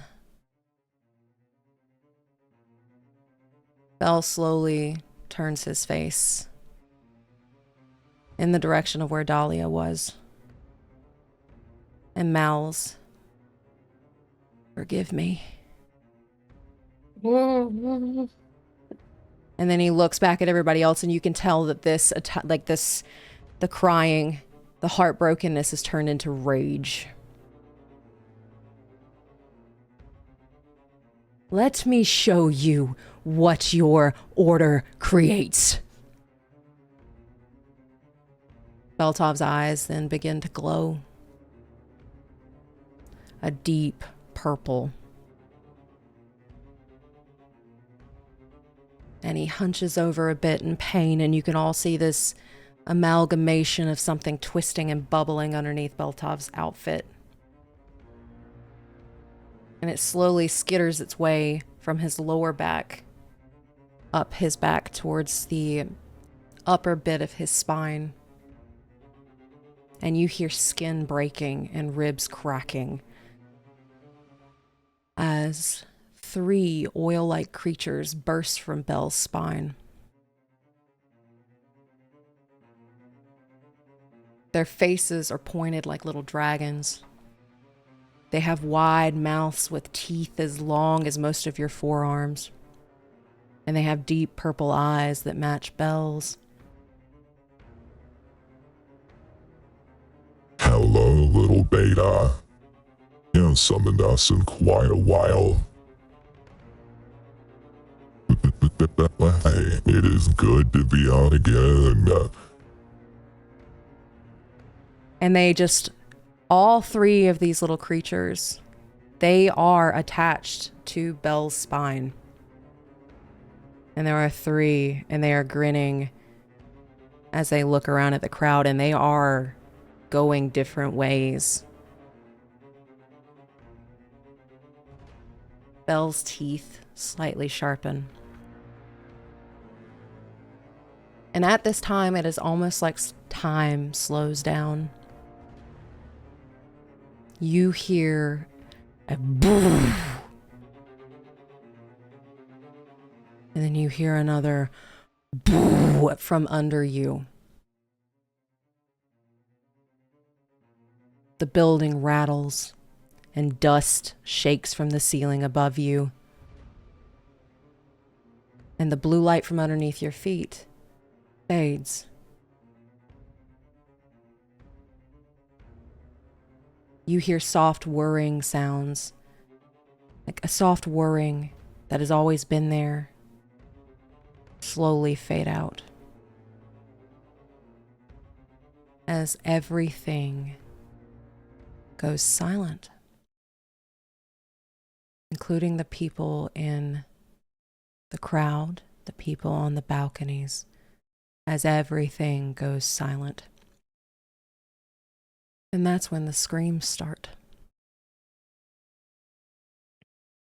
The barrier's going down! The barrier's going down! Where's the barrier going? The barrier's going down! As everything, the light that slightly comes through the windows is starting to dissipate. And you can slowly see outside that window that blue sphere from the top down starts just going down. As they have destroyed the crystal that causes the sphere. Then a blood-curdling sound, one you have never heard before, cracks through the sky.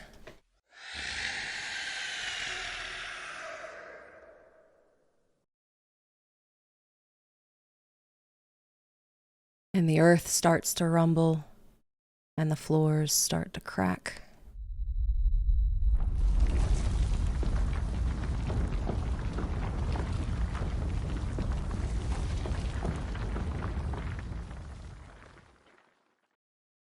Friedrich, I need you to roll a d20.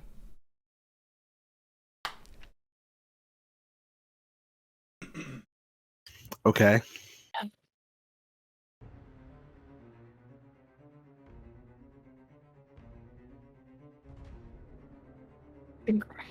Answer, I was grabbing onto my chair so tight.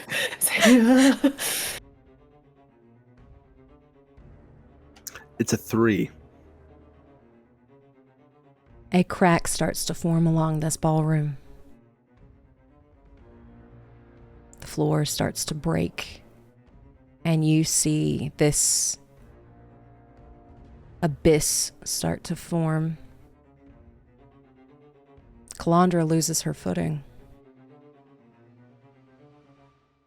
and starts to fall into a pit that has no bottom. Yes. Are we still touching each other? You are. Do I have time to react? You do. I cast Fly on her.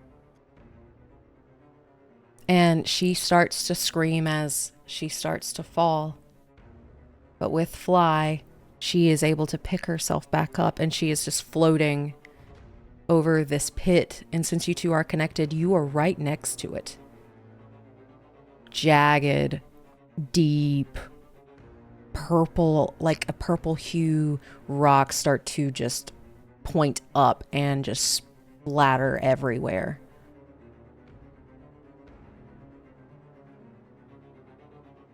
Belfie, I need you to roll a d20.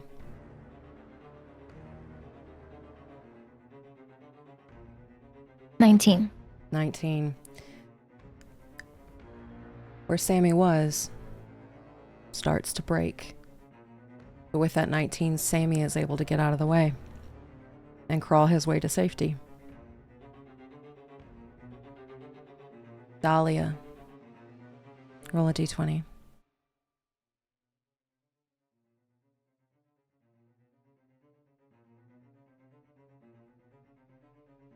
3. You see the crack that's formed where Ro and Violet were.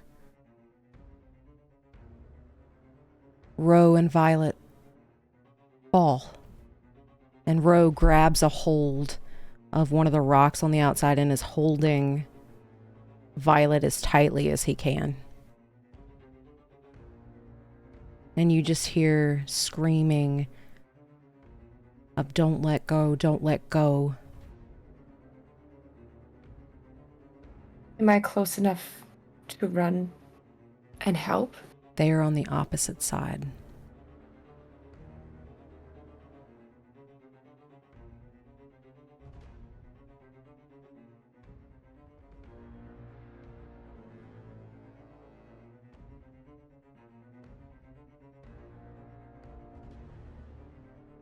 Okay. Are they within 30 feet? If you get closer to the hole, we'll say that they are within 30 feet. I will get closer, and then I would like to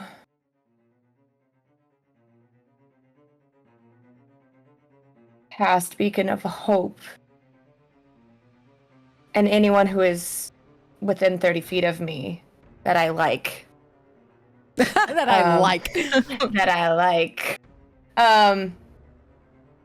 It bestows hope and vitality. And for the duration, which is up to a minute.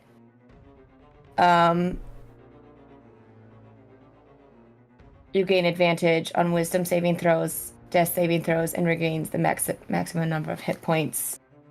I guess it doesn't really help much. Well, with casting that, roll me another d20. Okay. Because right now, Ro is hanging off of this pit. 13. 13. Ro is able to pretty much sling Violet back on the top. I need you to roll me one more d20. Right now, Violet is safe, but Ro is not. 16. 16. He's able to sling Violet up and then pull himself up, and you see like him pretty much crawl on this broken marble, grabs a hold of Violet and like starts scooting back.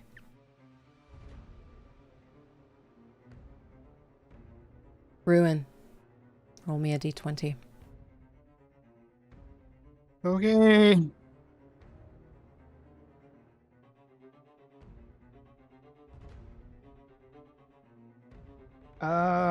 I'm gonna use my last inspiration or my other inspiration because that's a 1. 17. 17. Selin backs up just far enough where when this crack comes through, it is now separating the two of you. She is on one side, you are on the other. And she is looking at you with absolute heartbreak. And she just yells at you. Is this why you wanted me to leave? I think Ruin will speak up for the first time.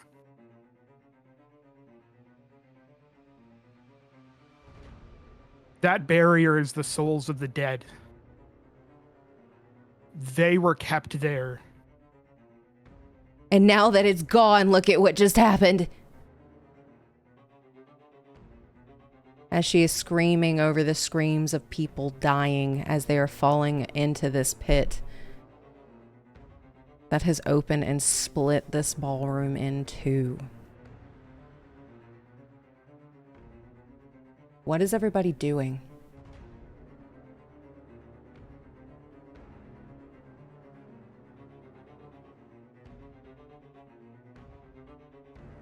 Am I able to help Kalandra get to safe ground? I'd say you were able to with fly. And I'll tell her, like, you can fly now. So I'm going to try to usher her as far away from this hole as I can. And if anybody is looking into this hole, it is bottomless, pure black nothing. As you don't even know if this thing would have a bottom. Or if you would just be falling for eternity. As you are able to get Kalandra out of the way, what is everybody else doing?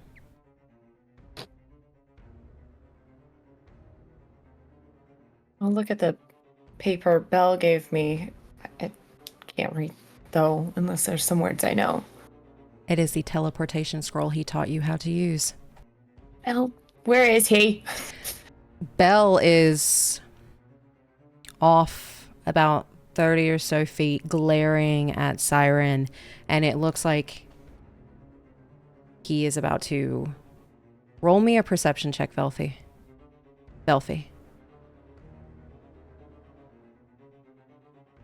15. 15. Beltov starts going for Siren. And at this time, with Beltov going at Siren, you notice Antir takes out his dagger and he is going for the throat on Siren. As the boys have both tried to, or are starting to attack him. And at this time, two figures jump in front of you. The four of you. Looks like I get to have some fun today, actually, anyway. This is great. Oh, Talia, Ruin, I'm so glad y'all turned on Ignitius, because y'all gave me a reason to now. As Chameleon and Cat stand in front of you.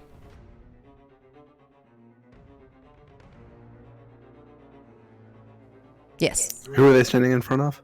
All four of you. Are they standing between Friedrich and the hole? They are standing between Friedrich and the hole. Just curious, how close to the hole are they? They are about 15 feet from it. Okay, noted.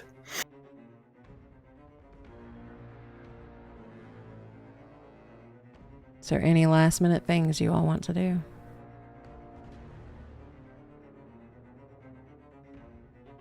I think Belfie, she's been watching, but keeping, like, she kept glancing back at Antir because she was so worried about him being up there and what was going to happen. And I think she may have actually screamed when she saw him lift his dagger up to Siren.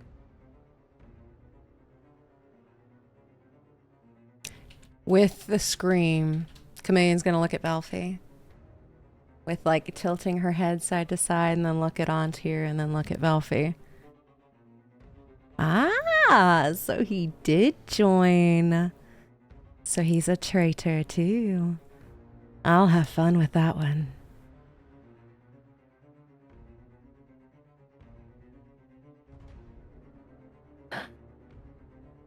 She's going to say, no, you won't. Watch me. And she just gives you, like, even with her mask on, you can tell she's grinning ear to ear.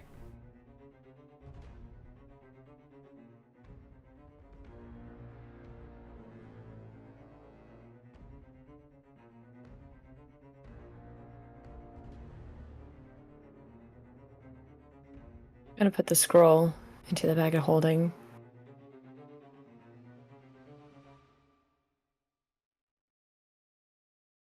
And I'll go into my form of dread.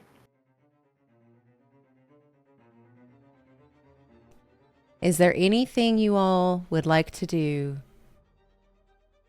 before this fight starts? Do we get an action? Oh, Sorry. you're good. You don't necessarily get a surprise action. But what would Velfie like to do? Belfie is going to reach into her bag of holding and pull out the rapier. And in your head, is it time?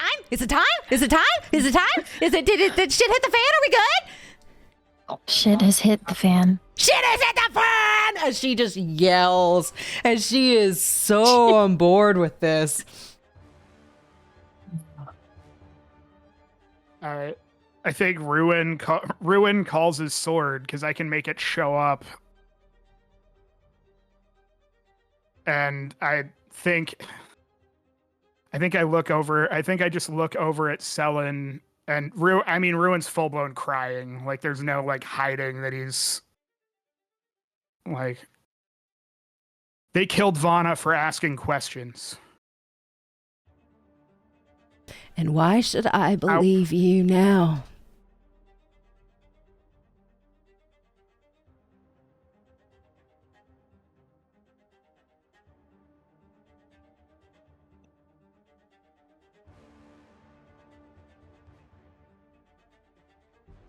And I think Ruin just like I get nothing to say because she's right. And she has a look of anger and heartbreak as she glares at you from across the pit.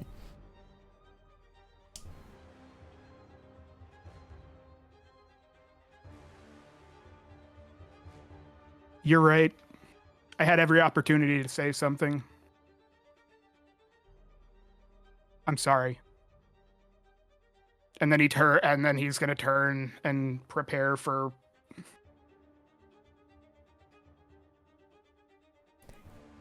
And as you turn, she starts trying to help any other Reaper that she can get out of this mess and trying to get them to safety and get them out.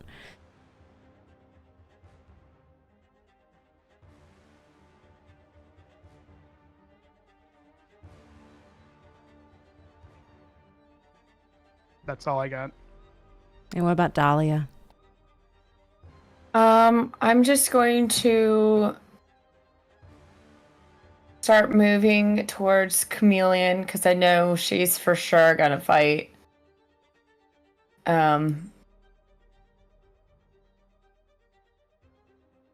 Probably get to here.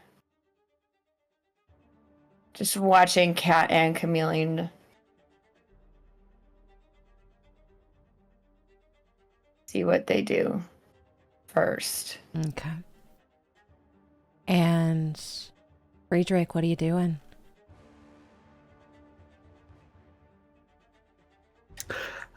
I'll just turn to Calandra and say, our ultimate goal is to get out of here.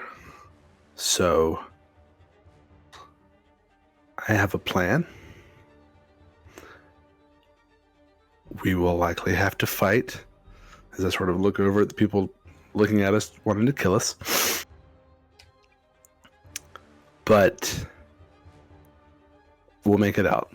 Where's Antir? Can I see him from where I am? Roll me a perception check. 14. You see Antir and Beltov exchanging blows upstairs. Not together. They're not fighting each other, but they are fighting together, if that makes sense. He's fighting too, and you know as well, much better than I do, how capable he is. He'll be okay. Okay, because I can't, I don't see him. I don't see him anywhere. I can see him up there. He's fighting. She looks up. Can I point him out? Do I have time? You could quickly point him out. And when you point him out, her heart breaks. She never realized he was a mask.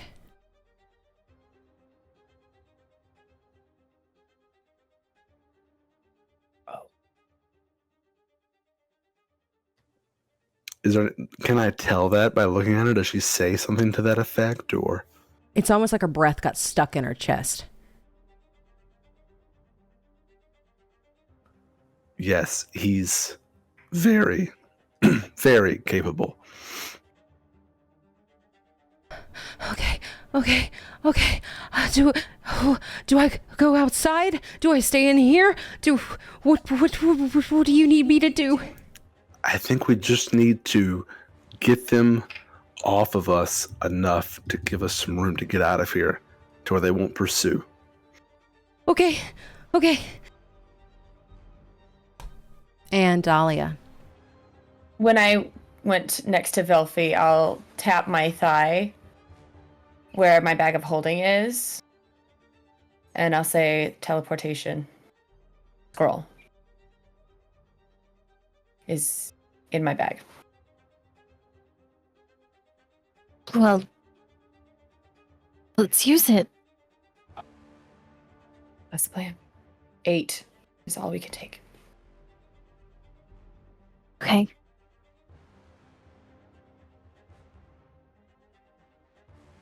In her monster form. 8. 8 is all we can take. Was that out loud? That was mental. Because she can't cast message, yep. Oh, it was out loud? Mm-hmm. Okay.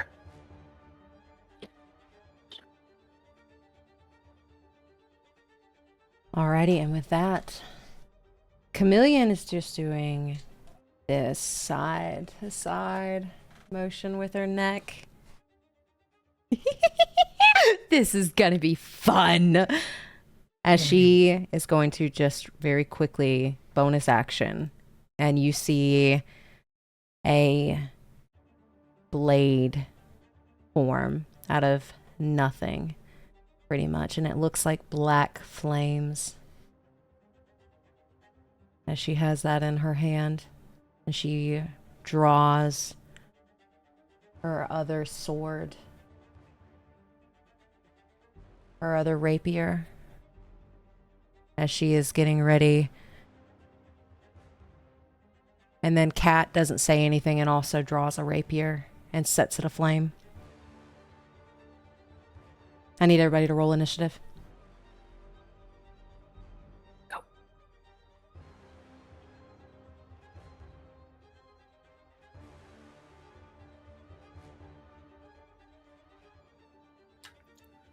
Do we get advantage?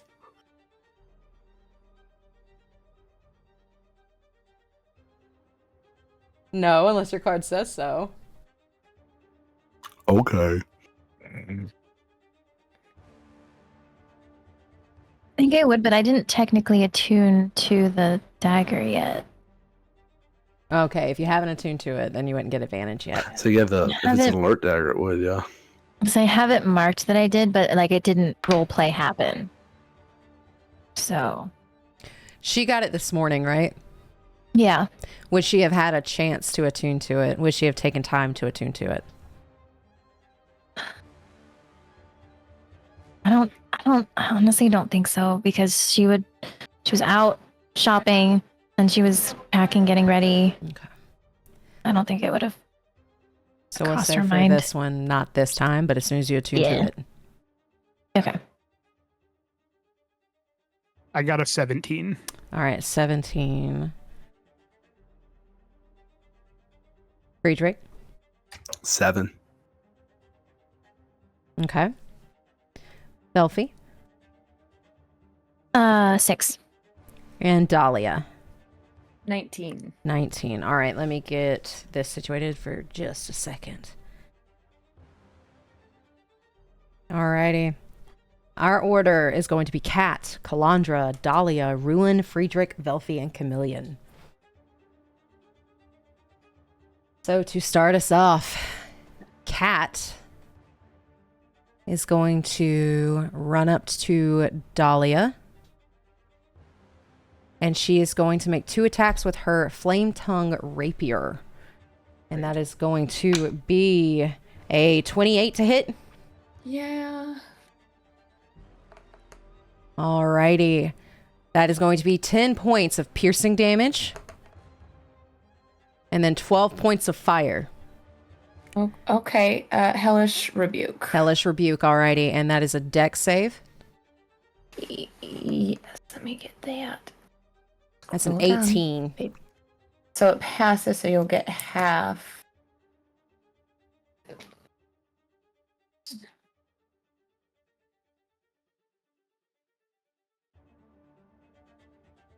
7. So 7.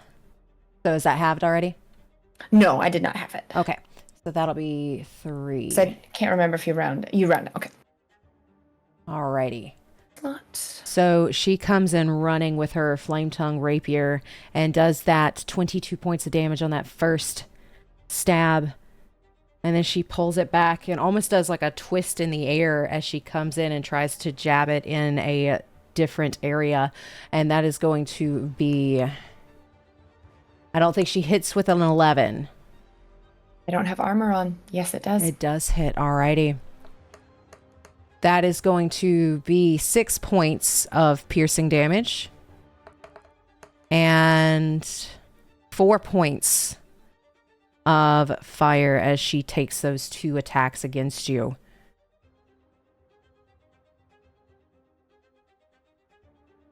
And she's already used her bonus action. She cannot do anything else for that turn. It is now Calandra's turn.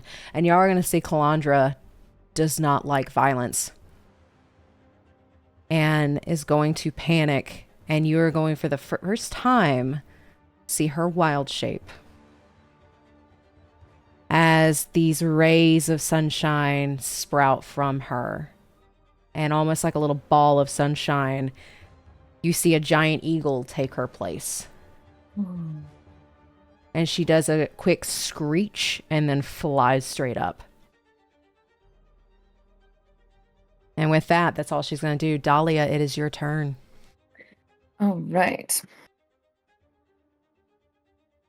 I didn't like that.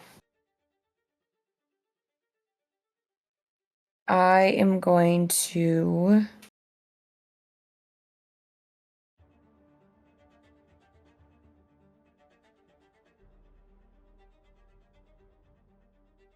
That wasn't the one I wanted. Here go. This one. Okay. I need the cat All right. to make a Constitution saving throw. 15. She rolled a 21. Dang it.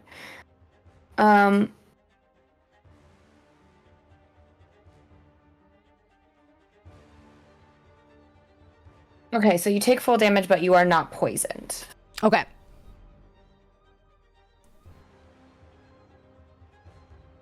There we go.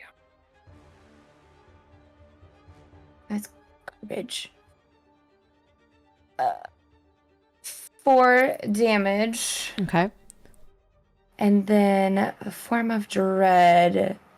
You need to also do a wisdom saving throw. That's a 21. You're fine. And when you hit Cat, something feels off about her.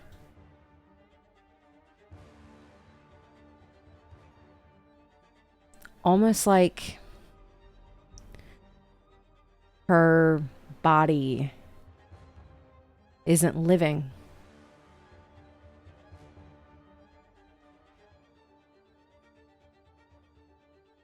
I can work with that. But that does... You get the sense, though, she's not necessarily undead.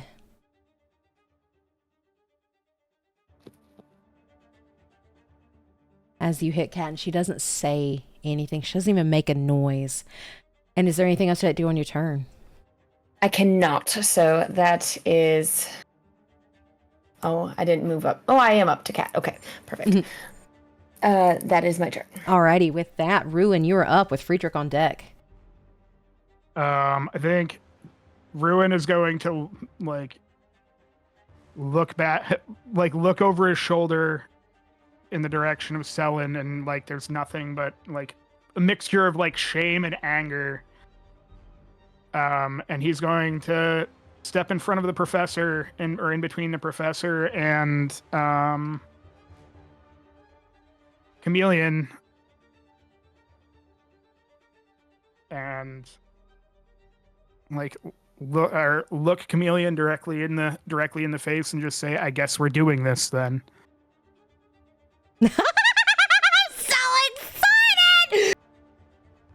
And And I'm holding my sword with two hands, by the way, because I didn't have time to pull out a shield. Okay. So, that is a lot. It's not a crit, but that's actually, well, I already rolled I was gonna Hexblade Curse, but I already rolled the attack, so I'm not gonna do it. That is a math, 25 to hit. 25 hits. Okay. I am going to use. I'm gonna Eldritch Smite on top of it. So I'm going to roll my sword damage. Okay. 8.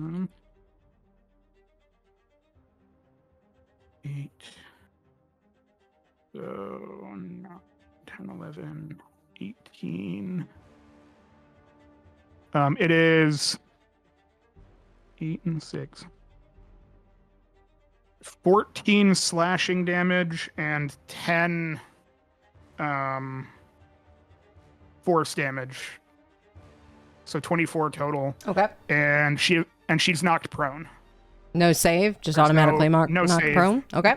Yeah, no save.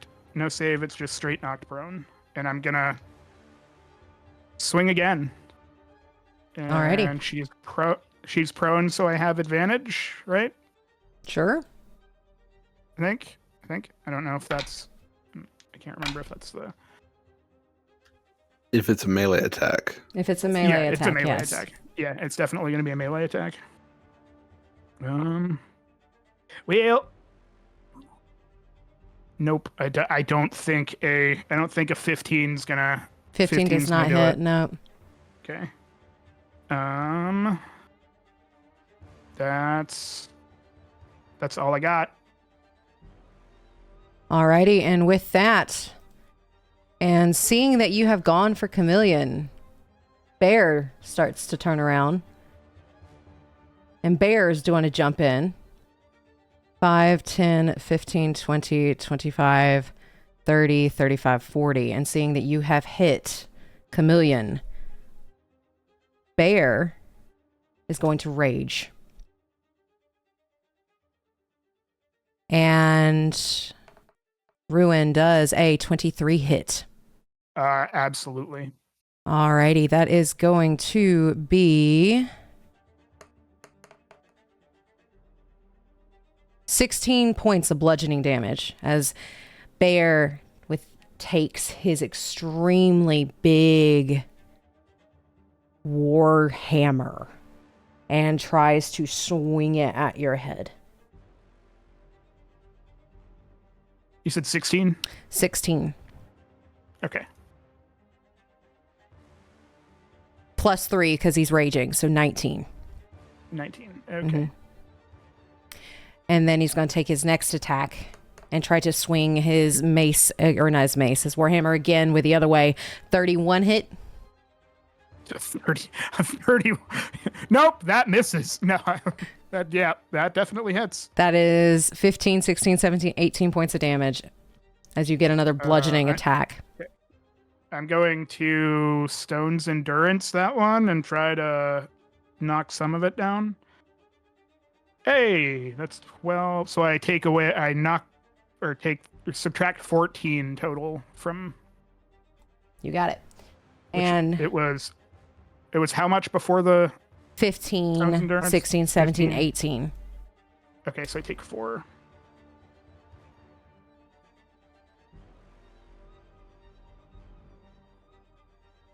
All right. And it's almost like he is big. He's just about as tall as you are, even though he is not a Goliath. And he is humongous. And he'd have to be able to carry what he is carrying as a weapon. And it's almost like a bear growl comes from his chest as he at you. And with that is now Friedrich's go. Okay. Friedrich is going to strafe alongside here, if I can, to move 10 feet north. And then he's going to rear back and lean forward as a cone of fire shoots out of his mouth. And I Alright. use the breath weapon from that hot cup of tea I had this morning. Go for it. What do I need to do? It's low. It's a 15-foot cone. I did that to try to move out of the way of ruin, but still hit the 3 masks. If you think that'll hit, I'll do it. Yeah, go for it. It's a dex save. It's low. It's only 12. Bear passes. Cat fails. And chameleon passes. Everyone who fails takes 4 points of fire damage, 4. and then halved for the passes. So 2. And is there anything else that do on your turn? Yes. Then I'm going to use my bonus action to cast Misty Step and move 30 feet away. Go for it. 30 right down here. And if I can have time to say something still, Yeah, talking's a free action. I'm going to yell, "It's getting a little cramped in here, don't you think?" And that'll be my turn. Alrighty. And with that, Velfie, you are up. Okay. Velfie is, with one last glance up towards Antir, she is going to cast Bane on Cat, Bear, and Chameleon. Alrighty. And that is a charisma save? Yes. Alright. For that charisma save, Chameleon fails. Cat, I think a 14 fails. 16 is the All right, DC. they are all baned. Alrighty. And with them all being baned, is there anything else you'd like to do on your turn?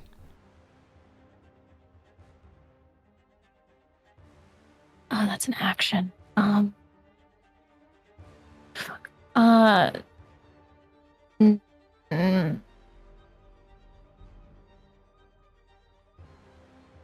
No.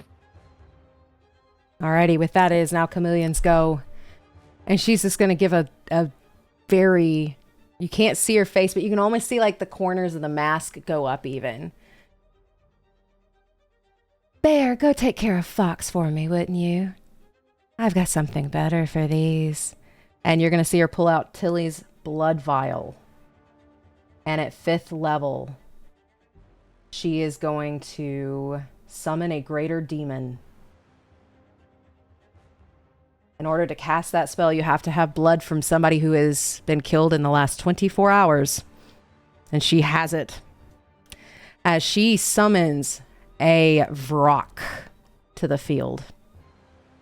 Let me pull that up so you all can see it. Let's rock and roll. It's not the time. I'm sorry. And you all... There we go. And you all are going to see this demon pretty much come out of a black, oily pit next to the pit that just opened up.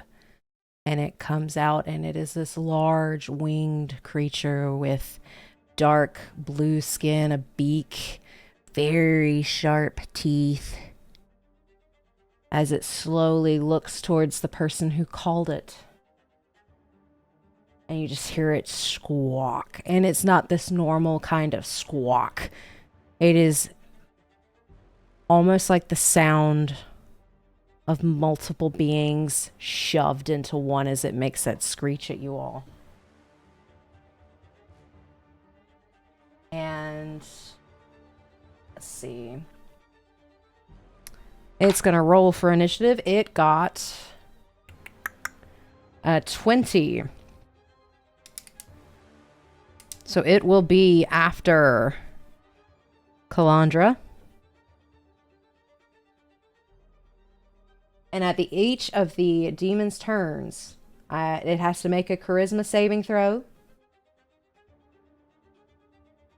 And on a failed save, it will continue to obey her. But if it succeeds, it just runs rampant.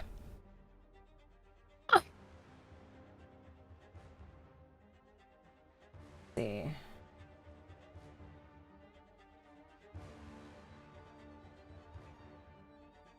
Why don't I introduce you to Column? And it screeches when it hears that name, as she knows its real name, and all of its charisma saving throws will be at disadvantage. I hope you like my pet. And that is her turn. And it is now Kat's go. Kat is locked in with Dahlia. She is currently baned, but she is going to try and attack Dahlia again with her sword. Even with Bane, she rolled a natural 20. Damn. Silvery barbs. Silvery barbs, making her reroll again. Alrighty. And with that, she rolled a 25, so a 21 to hit with the max Bane. Yes. Alrighty. Yes. Yes.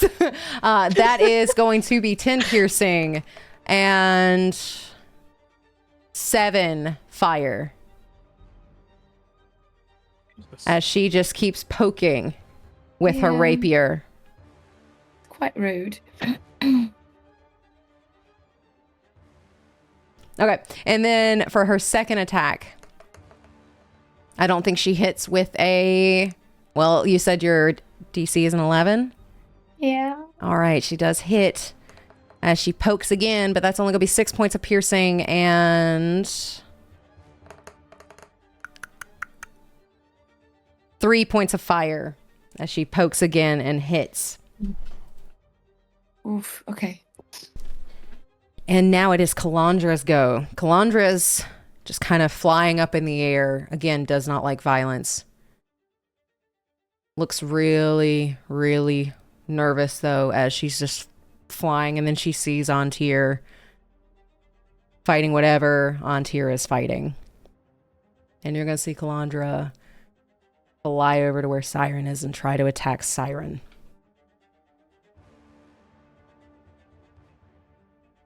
And that is her turn. With that, it is the demon's go.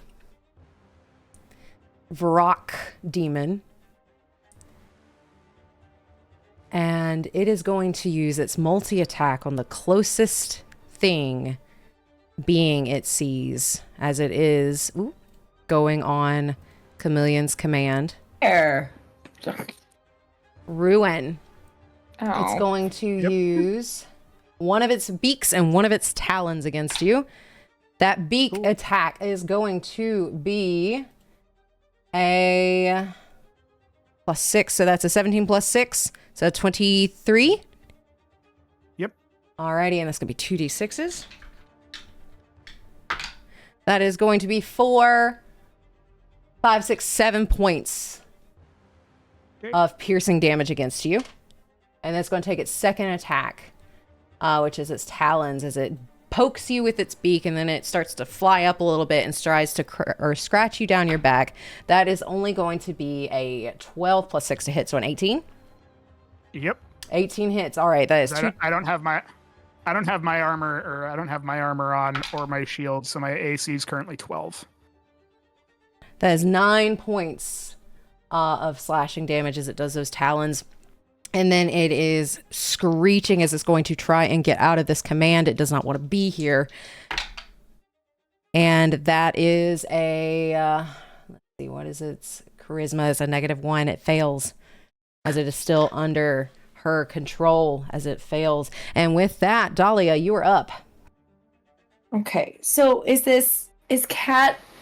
It's undead. Is it a corpse then? So she's not undead, but very much like a corpse.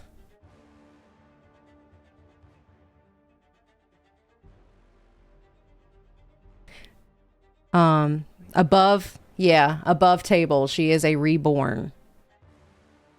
I still don't know what that. So reborn is a character that has been like a revivify failed. Brought someone back, and not the way they were supposed to have been brought back. So the spell animate dead wouldn't do anything. That wouldn't do anything against her. Okay, because that would be intriguing.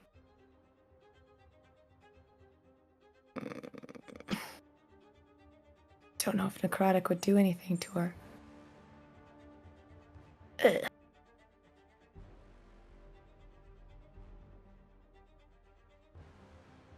Well, shoot.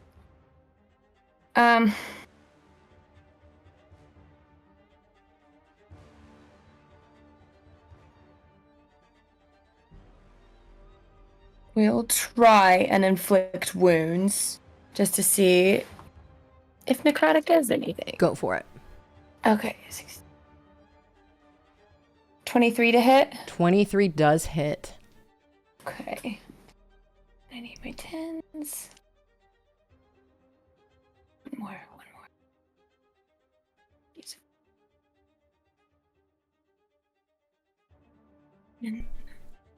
16, 17, 20 damage. 20 damage. And as you hit her with that, it does not look like it does as much as you thought it would.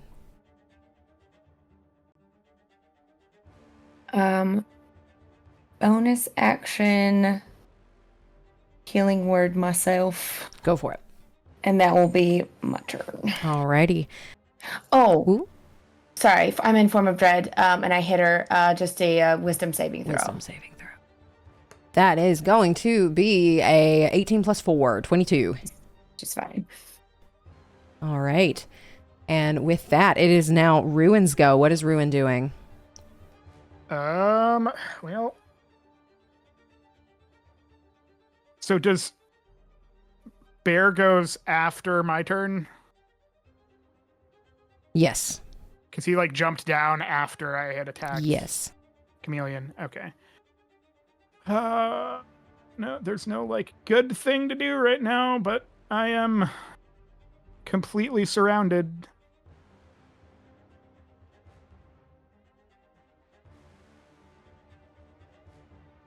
I guess I'm going to I can't do anything. Oh Lord.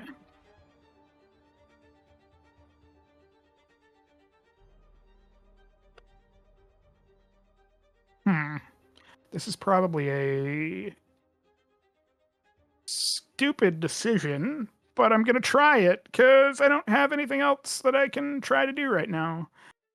I'm going to attempt to cast Banishment on the Vrock.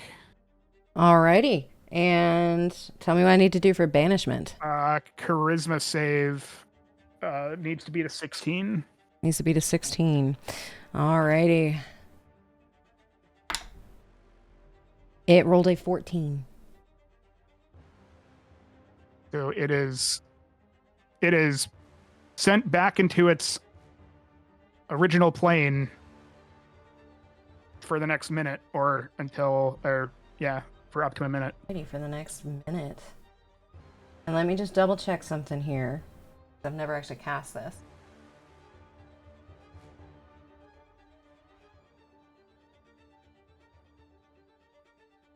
Yeah, I think you can banish it. All right. With that, the Varrock has been banished back home.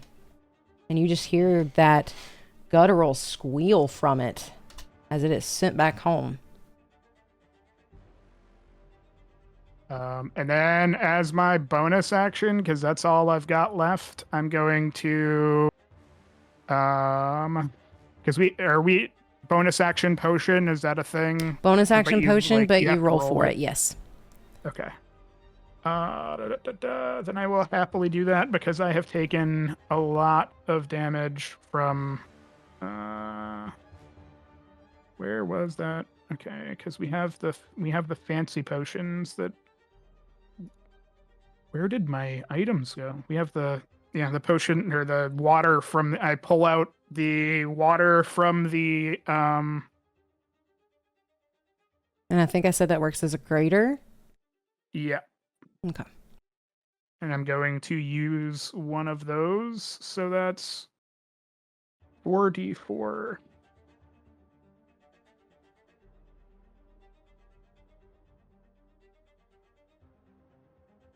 Oh, wait. I like seeing a couple of 4s. Okay, 1, 2. So I regain 16 hit points. Sounds good. Is there anything else you'd like to do on your turn? Well, I don't want to move because there is a bear right there. And he very much looks like a bear. So I'm going to stay right where I am. Alrighty, it is now Bear's turn, but seeing that the Varrock is gone and Chameleon told him she had a friend and the friend's gone, he is staying. And he is going to use his bonus action to Hexblade Curse you. So if he rolls a 19 or a 20, he will now crit against you. And you gain a +5 bonus to damage rolls. All right. So his first attack is going to be against you. And that is going to be...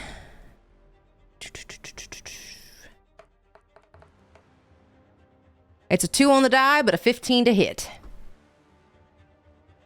I don't have any spell slots left, so yep. Alrighty, and that is going to be 15 points of bludgeoning damage as he rears back with that really heavy warhammer and bonks you on the side with it. Is that with the extra 5 damage from... Yeah, so it's 10 plus 5. And his rage damage too? Oh, Just wanna no, make I'm sure sorry, that- 18. Thank you. Okay, yep. I will honestly take damage. And then he's going to take his second attack, and he's going to throw his warhammer. And he throws it at Friedrich. Because you are within 20 feet. And he pretty much comes around, hits Ruin on the side, and then just keeps going, does a twirl, and then throws it at Friedrich. And that is going to be... That is a 29 to hit. Yeah, shield wouldn't make a difference. And that is going to be 21 points of bludgeoning damage as it hits hard. And then as soon as it hits and you feel yourself ringing, it comes right back to his hand. 21, you said? 21. Took 18. Concentration. I have to...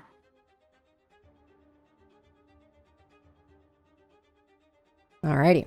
Are you looking up a reaction, Ruin? No, I'm... the Varrock is back.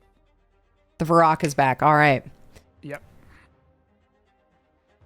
And it pops up right where it left off. Yep. And with that, it is now Friedrich's go with Velfi on deck. Like I was saying, it's getting pretty crowded inside here. So, damn. Y'all now know what it's like to be a mask. And to fight a mask. And I'm good without it. Okay, I guess I'll just do what I can here. Because Bear hit me, and he's a big fat meanie, I'm going to cast Chill Touch on him. Alrighty. 120 feet away. Go for it. So roll to hit. It's a 14 hit. No, it does not. Okay, that's not going to work. I don't really have much of a bonus action. And 30 feet, though. I will try to shove him, though. Telekinetic shove. Alrighty. He's 30 feet from me. It's a 15 strength save. He rolled a 28. Yeah, that passes, so he doesn't move. I'm going to check that. Oh, no. I already used action and bonus action. Never mind. Can I look and see if the door is unlocked? Or is it open or shut or anything? The door is open. Okay. I'm going to use 5 feet to move into the entranceway, sort of the threshold. You got it. And with that, Velfi, you are up. Okay. Velvi is going to... She's going to step up Oh, is she? She's going to ask Dahlia. She's going to say, Dahlia, when? We have to all be together. Let's get together. That's our main point. We need to get to each other. I can get onto your... I can't get Beltov. Then I'll get Beltov. Okay, where do we meet? I have to stay near you, right? Or find you if you take it. Are you giving me this scroll? I know where to go. Where do we go? I have the coordinates.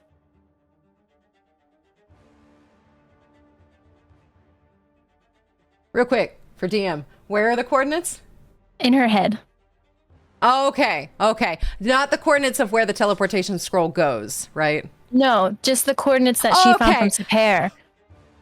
Okay, I got it. Okay.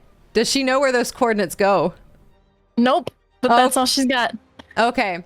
All right, I got it now. Okay. Like, I was like, wait a second. I ain't got a clue what's going on. she just goes, let's go somewhere in the woods. Oh, wait, it's already like pre-done? Yeah.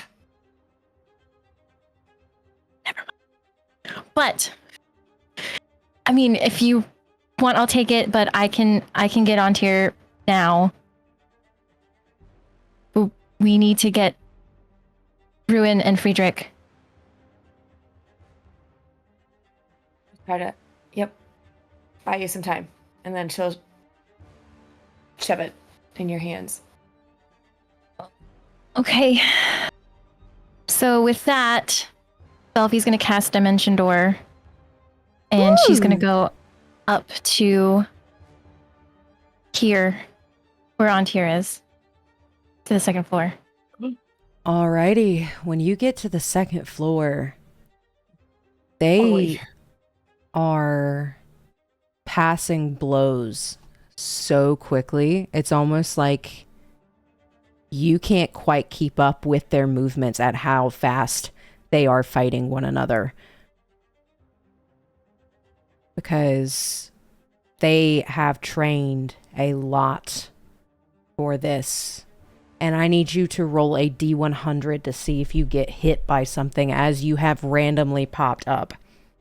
Yes. Okay.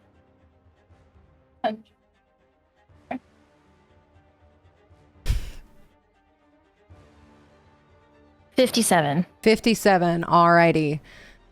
So one of Siren's spells goes wide. Does a 26 hit? Yep. You take 22 necrotic damage as you have been hit with a chill touch spell, and you cannot gain hit points until the end of... Is it his next turn, I believe? Until the end of his next turn. Yep. Yeah. As you have gotten hit by a chill touch from Siren as he was going for Antir. And missed with your bamfing up. And you see Antir pause, and Antir is going to throw his body in front of yours. And pretty much, like, back to Siren. What are you doing? Come with me. He just nods. Okay. I can't do anything right now. Oh, shit! And you see him turn around, but his, like he will not move from in front of you. And you get the sense that, and Beltov is also, like, shooting arrows at Siren and looking off to you as one of the oily creatures takes its head and dives straight for Siren's chest and actually embeds itself there as it's almost like trying to eat his heart out. But it can't quite get in there as Siren takes one of his hands and bops it away. And with that, it is now Chameleon's turn. And Chameleon is going to look at Ruin. Oh, I can't tell you how excited I am to kill Papa's golden child since it's no longer me. And then she is going to bonus action. Was it ever you, honey? Was it ever you? I know, was it ever tell you? She's going to bonus action Blade Song. Oh, that's right. And she gets some stuff from that.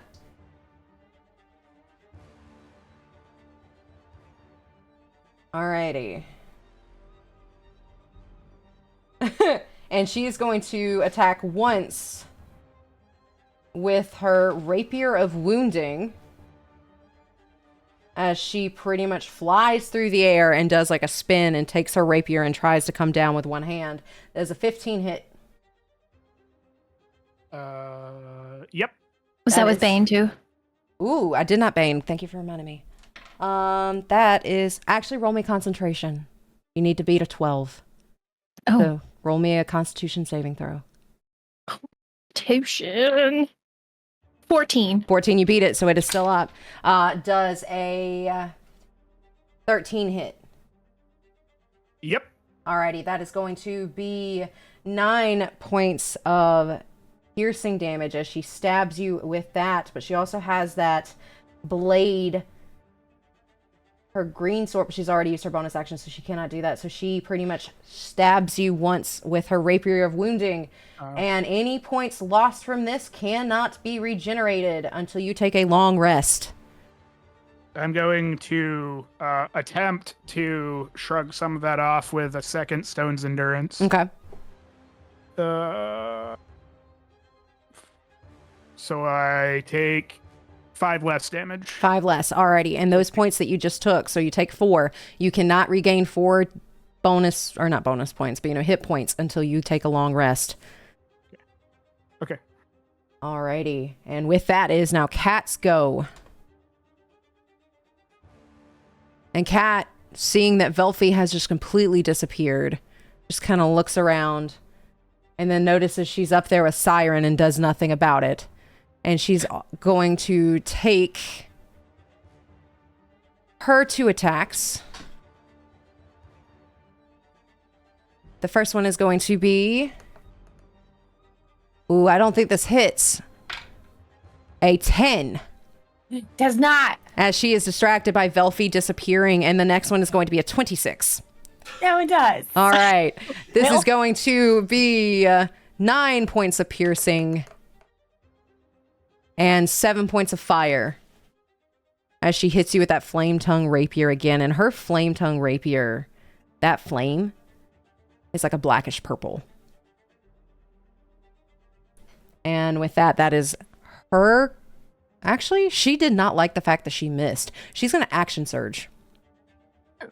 And she's going to spin the other way now, as it almost looks like she is dancing. And that is going to be a 26 to hit. Yeah.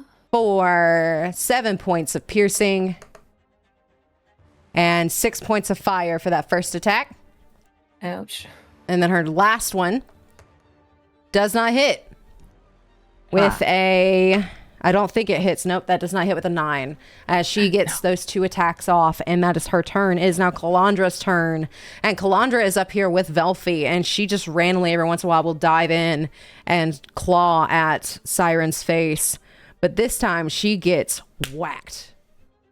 And you see her as a giant eagle fly off somewhere.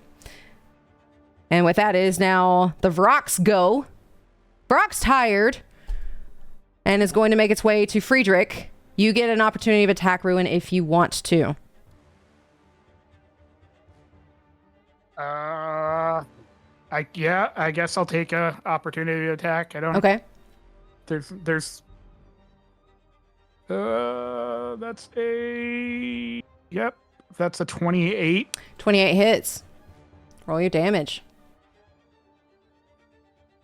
12 damage. 12. Alrighty, as you do that 12 against it, it doesn't even really seem or phased, as it like kind of does that awkward little bird hop, like it does 2 like little hops and then it flies a little bit, and 2 little hops and then it flies a little bit as it makes its way over to Friedrich, and Friedrich is going to take both of its attacks against you. The first one is going to be its beak attack for a 16 to hit. Shield. All right, does not hit. And then its talons does not hit, as it just squawks in your face, and now it gets to make a charisma saving throw to see if it's still on Chameleon's side. It is not. Well, no, sorry. That was a natural 1 and a natural 20. It's a disadvantage. Sorry. It is still Chameleon's, and that is its go. Dahlia, you're up. Okay. All I got is necrotic. So, I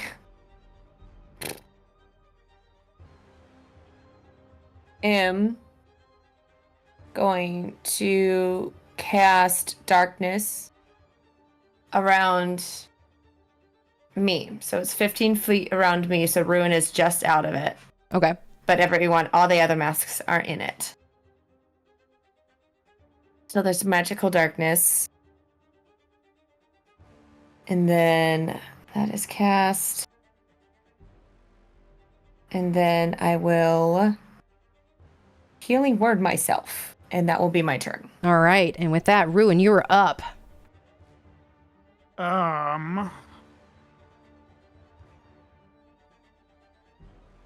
don't think there's no good place. There's no good place to be right now. I think because I can, since I can see in magical darkness, I'm not going to step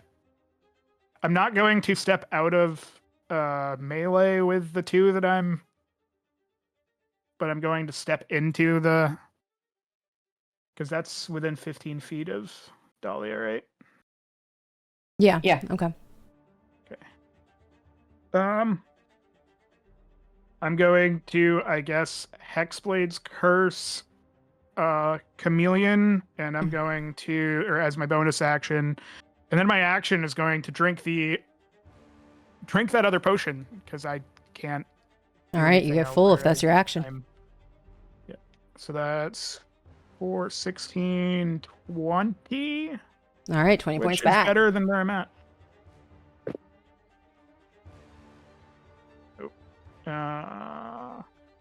And that's everything. That's all I got. All right. It is now Bear's turn. Bear can't see you, but knows you stepped in there somewhere.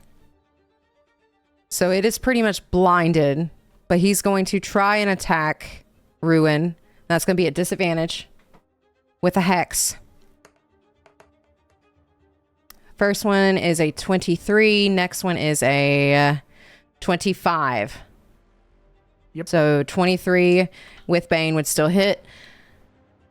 That is going to be 13 points of bludgeoning damage plus his 3, so 16, as he just starts spinning. Okay. Effective. He's just taking his warhammer and just spinning around. And then that next one at disadvantage is going to be a 19, but with a Bane. It's gonna hit. With a Bane, it's still going to hit. Alrighty. And he's Yep. still spinning, so it's almost like he whacks you once. He knows where he's at, and he whacks again. And that's going to be 9, 10, 11, 12 points of bludgeoning damage. Yep. As he Ruin can't is see you. Not looking good. All right. And he's currently in the darkness. He's going to, since he can't see you anymore, start making his way to 10, 15, 20. Friedrich. Since Friedrich's trying to get to the door, you can roll an opportunity of attack if you would like.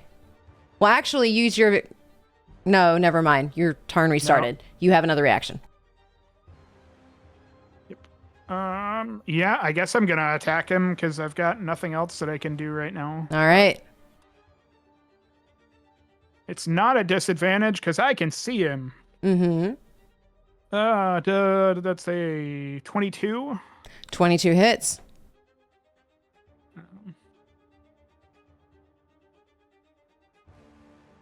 10 damage, so 10. 5. So he takes 5 5. if it's halved. Yep. Alrighty. And with that, that is Bear's turn. Friedrich, you're up. You currently have a demon in front of you, as well as Bear making his way there. You have warned your friends to get outside. They are still in. I noticed that. Okay. Let me check something real quick.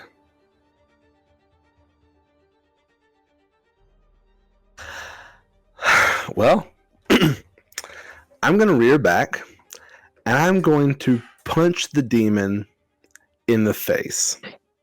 Okay. And cast Vampiric Touch. And hopefully I hit it.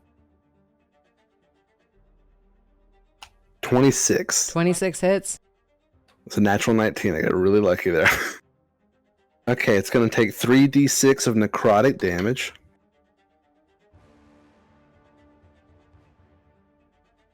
That's 5. 9 points of necrotic damage. And I regain half of that. So I regain 4. Alrighty. Would you like to use a bonus action or anything? Can I see Kalandra? If you look for roll me perception, as you have 2 big things in front of you.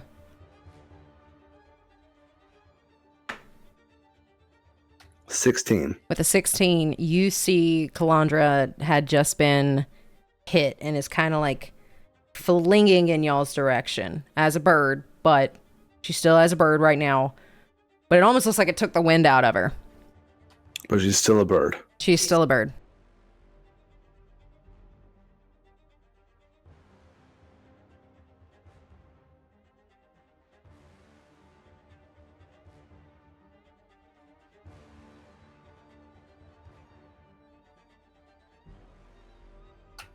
Okay, I'm going to do it.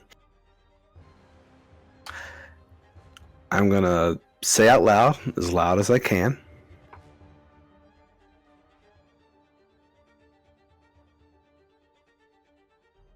Use it.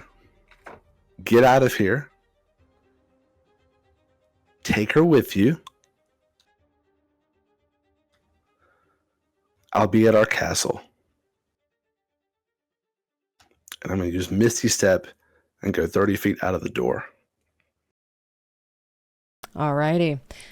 So Professor Friedrich is no longer a part of this battle. Professor Friedrich has gotten out. And Professor Friedrich is now on the run. With that, it is Velfi's go. Okay. Well, Velfi is going to take hold of Antir, touch him wherever she can, and she's going to cast Dimension Door again and teleport them.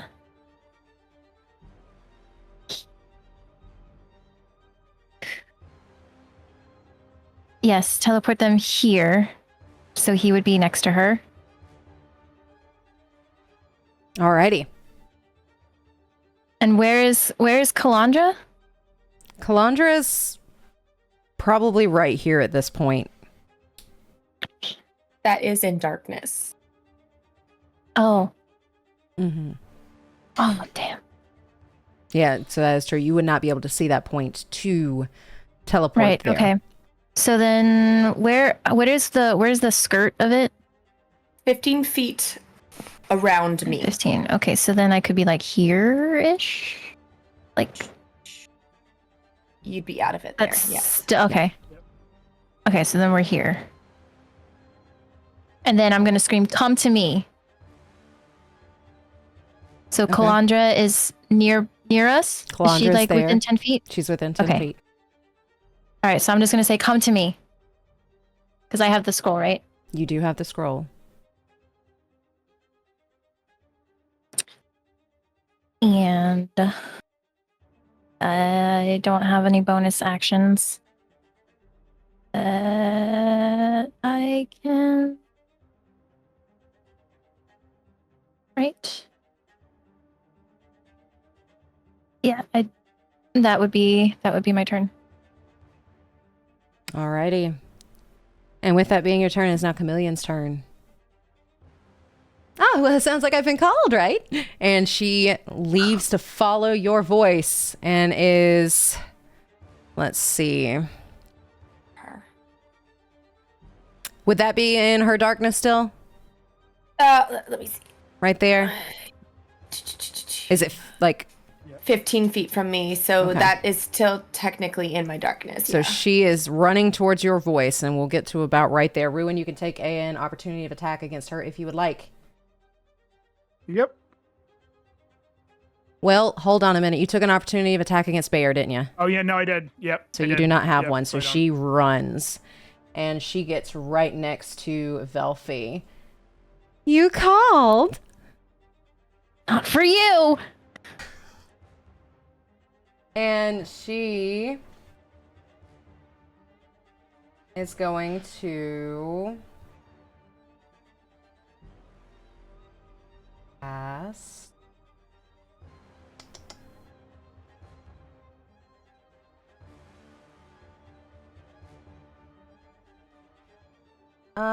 actually she's not going to cast. She's going to try and attack you with both of her attacks. She's going to first try to hit you with her Rapier of Wounding.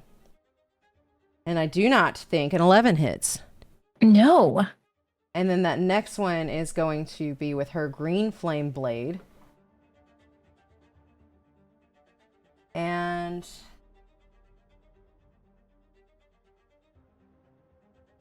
that is going to be... Does a 14 hit? Yes. All right, that is going to be 2d8s. Only 5 points of fire, and you are resistant, so 2 points of fire damage. But I also need you to roll a concentration check. Concentration saving throw. So Constitution saving throw. Needed to be a 10. Okay. Bane just fell. All right. And she is like standing right next to you. And with that, it is now Cat's turn. And Cat can't see. So hearing the call as well is going to 5, 10, 15, 20 get out and use her disengage action. Ow. As she very dexterously just goes out. And then as a bonus action, uses second wind to get some points back. And that is... Hold on 1 second. Why did this pop up? There we go. Why is that popping up? There we go. And that is her go. Kalandra's up. Kalandra heard the come to me. She is flapping her wings. She sees Antir and Velfie, and she is making her way over. And Dolly, or Vrock. It's Vrock's turn. As Vrock doesn't know where to go, because the guy that he was attacking is gone. Just disappeared. And this poor thing is just like... And then he just makes it... as it heard the call. So it's going over to Velfie as well. And is going to try to hit you with a spore attack. And with a 15-foot radius. So that includes... like radius. So that is a circle. That includes everybody right here. Except for Dahlia. I need Constitution saving throws. 12. All right, 12. 12 fails. Buddy. Fail. Bear fell too. Cat did not.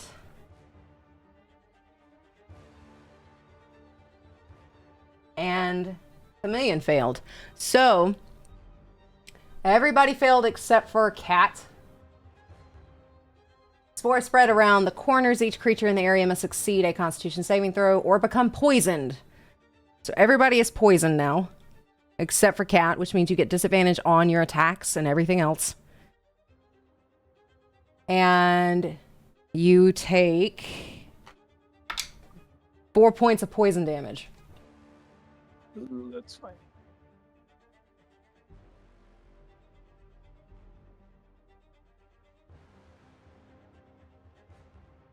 Let me double check. You can repeat your saving throw at the end of each of your turns, ending the effect on if it's a success. All right.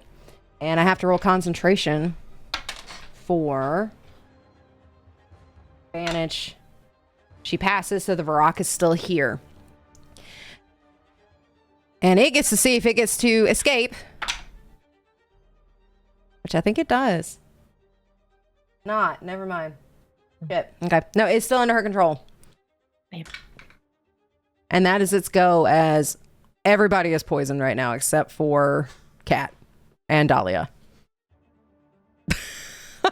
And it is now Dahlia's go. I'm going to drop the darkness. Okay. And I'm going to turn around. Can I see Belle?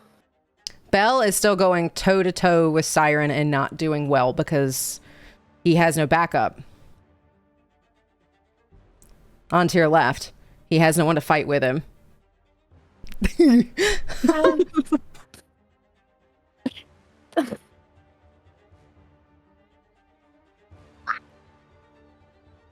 I don't want to yell because that will distract him.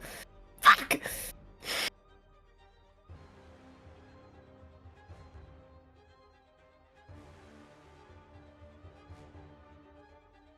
The quickest way up there. To jump or to the long way, there is a set of stairs. Way over there. Way over there. To jump. That'd be quite a jump. How tall is Ruin? Give me a boost. Can you just hoist me? I You just want boost to me? say it was like. I want to say it was like 7 feet. Yeah. Like he was right on the like 7 foot But it's range. how tall is the balcony? Like I can't jump it. Let's see. How tall is so balconies are typically what, a story? How tall Yeah, is a So, like, story? 10 feet? About 14 feet. 14. Dang it.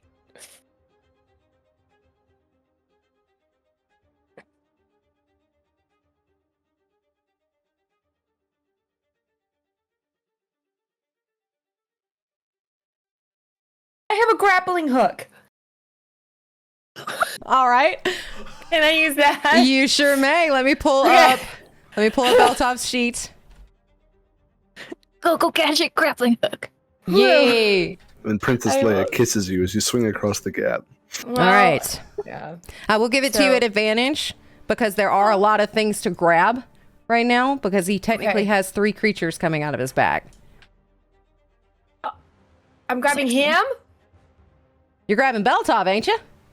Oh, you're actually just trying to get up. Never mind. I'm trying to just get up. I don't want to hurt him. Okay. No, I'm just trying to. Grab the hook Beltop and yank him down. No. I mean, No. I I mean, just want to get up okay. there. All right. Yeah. Okay. that's an idea, though. Not a bad idea. But I'm not That's a there. good so- idea. I'm already down here. Go for it. Yeah, I'm just going to do grappling hook just to get up there. Okay. Roll me acrobatics or athletics. Both the same. So that's fantabulous. Oh, okay. It's a natural 19, so dirty 20. Dirty 20. You're able to get it, and you're able to get up to that balcony. Is that movement? That is movement of 14 feet. Okay. And then I'm just going to get... And does he look hurt? He's getting a little bruised, yeah. Okay, so bruised is okay. Ugh. as when you climb up here, they are pretty much firing spells and arrows back and forth, back and forth, back and forth, back and forth, and moving at a pace that is almost like it's hard to keep up with. And you see these creatures just aiming like at his chest. So Beltov will shoot, and these three just hone in on Siren. I am going to just do a ray of enfeeblement on Siren. That's a roll to hit. Okay. I had this a natural 20. So that's just 27 Counterspell. to hit. Oh, okay. No. Okay, well, my turn. I'm sorry. No, that's what I would do. It's what I would do. But actually, wait. I'm going to heal. I should heal myself because I'm hurt. Yeah, I'm just going to healing word and then just get as close to Beltov as I can. And then just yelling at him was like, "We gotta go." When you say we gotta go, Beltov's face turns to yours, and he doesn't look like Beltov right now. His eyes are extremely bright, like they are actually casting light in about a 5-foot radius, and it's this deep purple, and then all the heads turn around. Why are we going? To live another day. And all the little oil creatures just kind of look at Belle. Roll me a persuasion check. Oh. At advantage.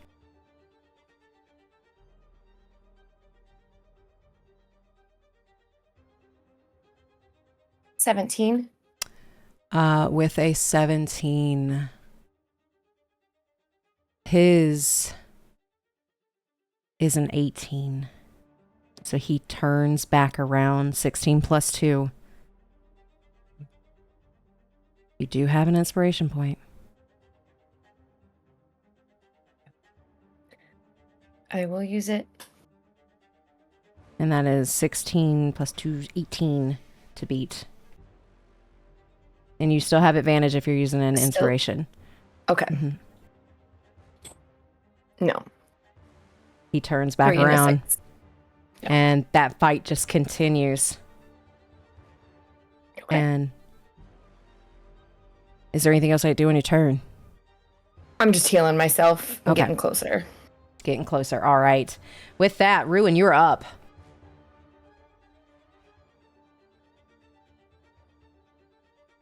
I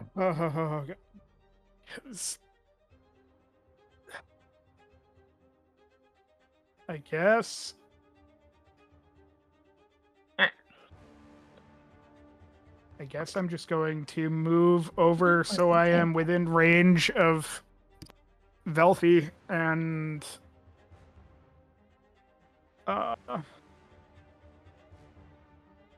that's all I can really do. I guess.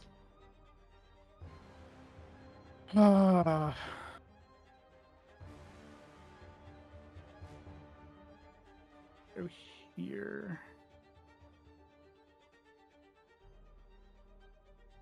If I go here. Cat's right in front of me, right? And this is Pit behind me, or behind her. I'm going to attempt to shove Cat Okay. off the So ledge. I guess we'll do with Cat. She's going to do a dex saving throw.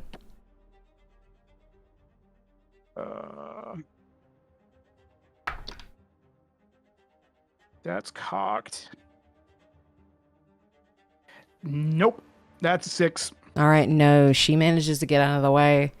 And you just see her head, almost like cat-like, just come towards you as you are now in her range. Is there anything else I do on your turn? Is it a whole action, or is it one of your attacks to shove somebody? Shove is a full, I believe it says action. You can shove. Let me double check. Okay. It's I can't remember if it's Yeah, it's a action and full combat. action full and action. combat. Okay. Yep. Okay, then that's all I got. All right. And with that, it is now Bear's go. Bear doesn't know exactly what's going on, but Bear heard Velfie call. God. So they don't know what the plan is, but he knows something's up and he's going to try and attack Velfie. That first one is going to be a 3 plus 13 for a 16 to hit. Hits. All right. That is going to be 13 points of bludgeoning damage.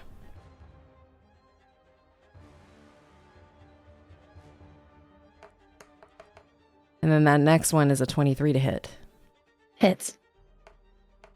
All right. That's going to be 14 points. No, excuse me, 17 points. I'm down. All right. Elfie is down. I also need you to make 2 wisdom saving throws. Because your rapier did not like that. Okay. First one was 14. Okay. Second was- one is 13. And what was your rapier's DC again? Oh. I want to say it was a 13? 15. 15. So I failed both. Failed both. So you are currently down. And just kind of like as you're going unconscious, you hear her screaming, "We want that one!" As she is mad. And Antir is starting to panic. I actually need to roll his initiative. Okay. And it is now Chameleon's go.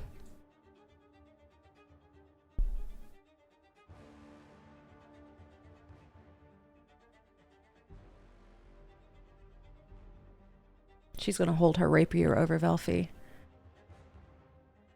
This is the one you like, right? I did tell her I was going to have fun with you. And she takes her rapier and shoves it into Velfie's back. That is 2 immediate death saving throws failed. She crit. Yep.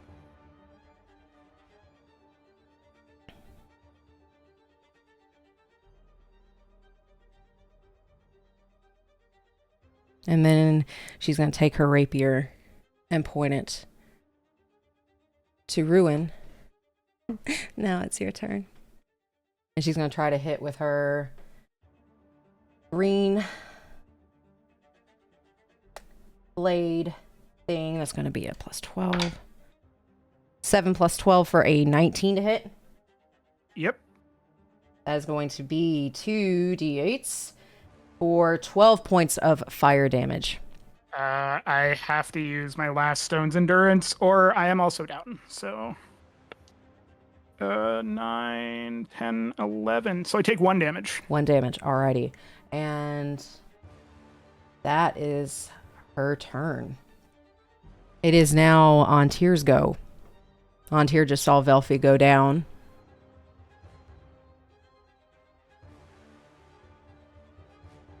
And he has no healing spells. So Antir, in a fury, is going to take his daggers and try to just jab them. Like he is now standing over Velfie. He's not going to allow that stab to happen again as he takes his daggers and goes for her throat as he is just screaming. And first one hits with a 28. Next one hits with a 25. She is going to, let's see, that's 10. 10. And Ruin is next to him, so 76s. roll. As she takes 49 points of damage on that attack. I love this man.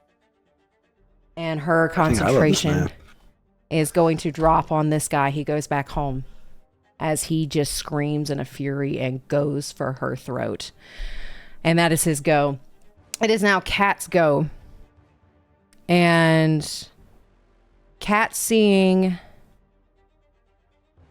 Ruin there, is going to just guide around. And she is going to take an attack of opportunity. From Ruin? From Ruin. Okay. Nope. Well, what is it? Well, I mean, it's a 14 total. Okay, no, that would not hit. Alrighty. And you're going to see her level up her hand.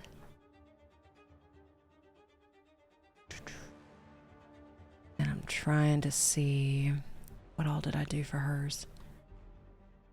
And her hand starts to glow this deep, deep, deep, deep purple. She's going to try and hit you with her Eldritch Blast. Mm-hmm. And that is going to be a 19 hit on the first one. Yep. Alrighty, I need you to make a dexterity saving throw as she can repel people 10 feet back.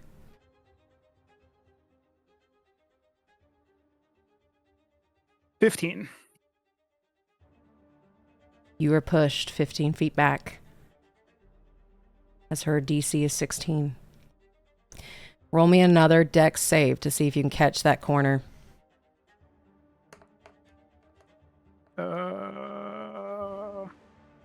17. You're able to catch on to the corner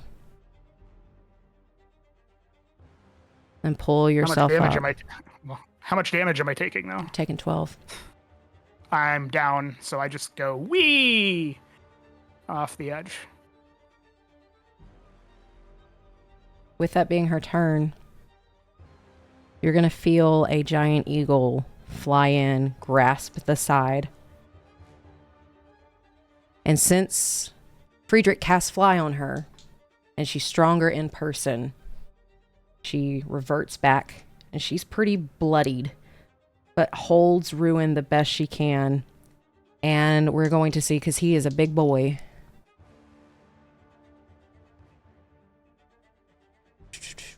And her strength is not good. She got a 14, so she's kind of like holding Ruin in place. I need a little help here! And as her bonus action, she's going to cast Mass Healing Word.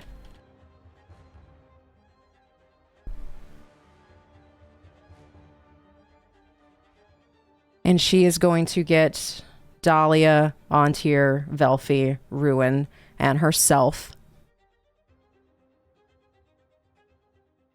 And that is going to be... Not going to be much. That is only 1 plus 4, so y'all get 5 points of healing back. But she can't get Ruin back up. And with that, that is her turn. It is now the Vrok's go, but the Vrok got sent back because she lost concentration. It is now Dahlia's go. Y'all are having a hard time here. Yeah. I am grabbing Bell and dragging him back. And saying, we are going now, as I am trying to cast another... Let's see if I have another one. How close is...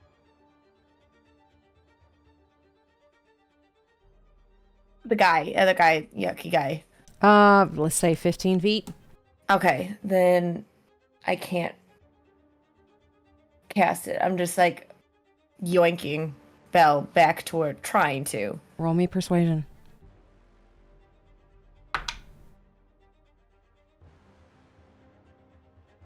At advantage. That is a natural 20. He looks at you and the eyes dim just a bit. The teeth aren't quite as sharp. And he looks back at Siren with and his teeth sharpen again, but he looks back at you and he stops pulling as he is now following Dahlia. And then I go back to the grappling hook and try to get over. Alrighty. So we're going to say, we're like, that's where, ooh, I don't want to make you bigger, man. They were like right here. So 5, 10, 15, 20, 25. And then you can just slide down. 30. Okay. All right. So y'all are right next to each other, getting closer. Velfi is now back up. Everybody is running to Velfi. Ruin, it is now your go. You are up and being held by a very tiny old lady who is very much struggling. So are we like floating like in the air right now, or are we like right next to the... Y'all are like in the ledge? air above the pit. So if she lets go. Can I attempt to jump from her to the... You can Like, try. The DC's 15, athletics or acrobatics. I mean, that's the only thing that I can do because I can't move anywhere because I'm being held at the moment. So I'm gonna attempt to. Can Nope. I see this happening and add guidance? Guidance is an action in combat. That's true.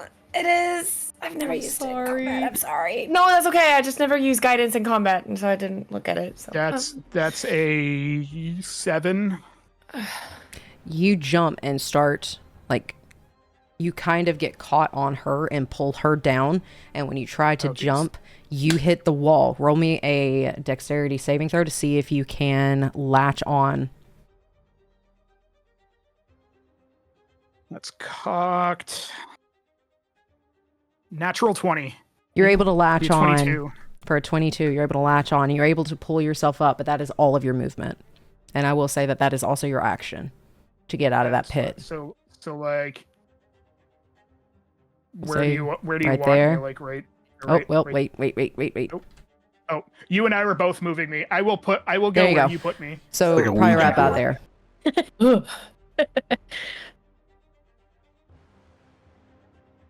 Yeah, that's all I got. Would I still have my bonus action? We'll say you have a bonus action, sure.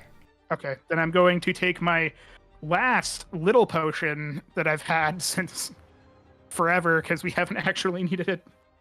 Need it now. That's not much. That's 6 more hit points, but that puts me back up to 11. Alrighty. And with that, it is Bear's go. And Bear is seeing Antir standing over Velfi very protectively, and all of these attacks are going to go towards Antir. Oh, wrong one. And that is going to be... First one does not hit. But the next one definitely does. As Antir is taking 13 points of damage on that attack. And then, as a bonus action, can I do anything? He's going to frenzy. And use one more attack to try to hit Antir for a 27. And Antir takes 15 as he hits. And that is Bear's go. With that, Friedrich, you're no longer in the fight. Velfi, you are up. Okay, so I'm coming to. I'm alive. I'm going to bonus action mass healing word All right. So that should get, what is that, 60 feet? That'll get all my buds. And that is 1d4. Oh, 4, 5, 6, 7 points of healing. All righty. And I'm going to take... Oh, God, what am I going to do?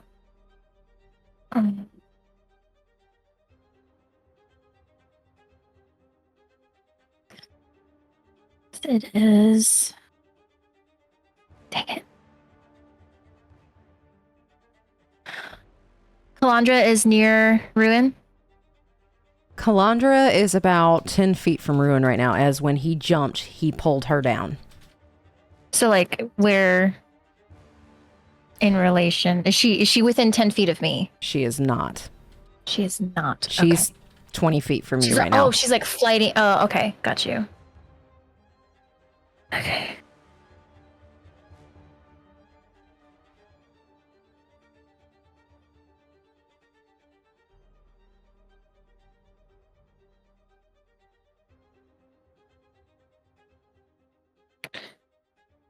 I think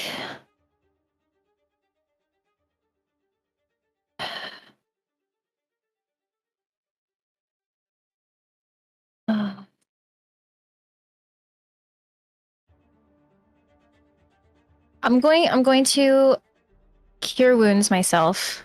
Okay. Need more dice.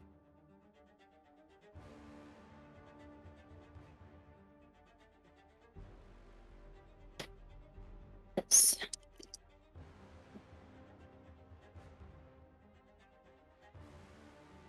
14, 15, 16 points of healing to myself. Okay, and I am going to say, come to me again. Alrighty.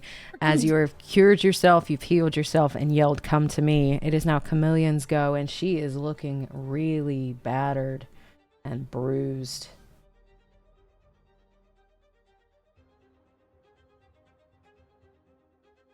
And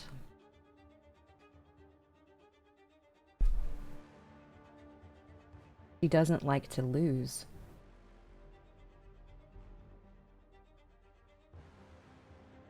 As she looks at all of you.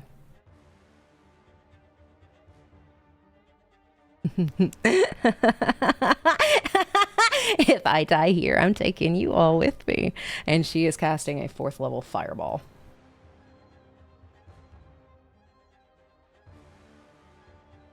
That is a 20-foot radius. That's everybody. And that is going to hit everybody. I need everybody to make a dexterity saving throw. Oh, good.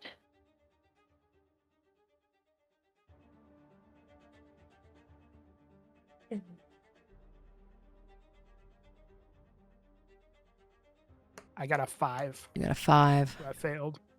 19. 19. 16. 16.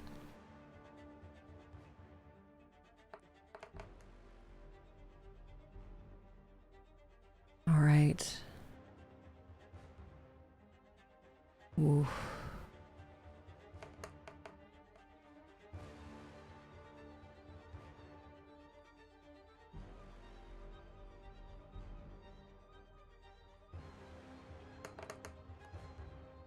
Alrighty, everybody failed. Her DC is a 20. Dang. The only people to succeed are Fox and Cat. And, well, the Cat actually? No, Cat failed, excuse me. Fox and Calandra are the only two that succeeded. Huh, good. So you all are going to take 96s of fire damage.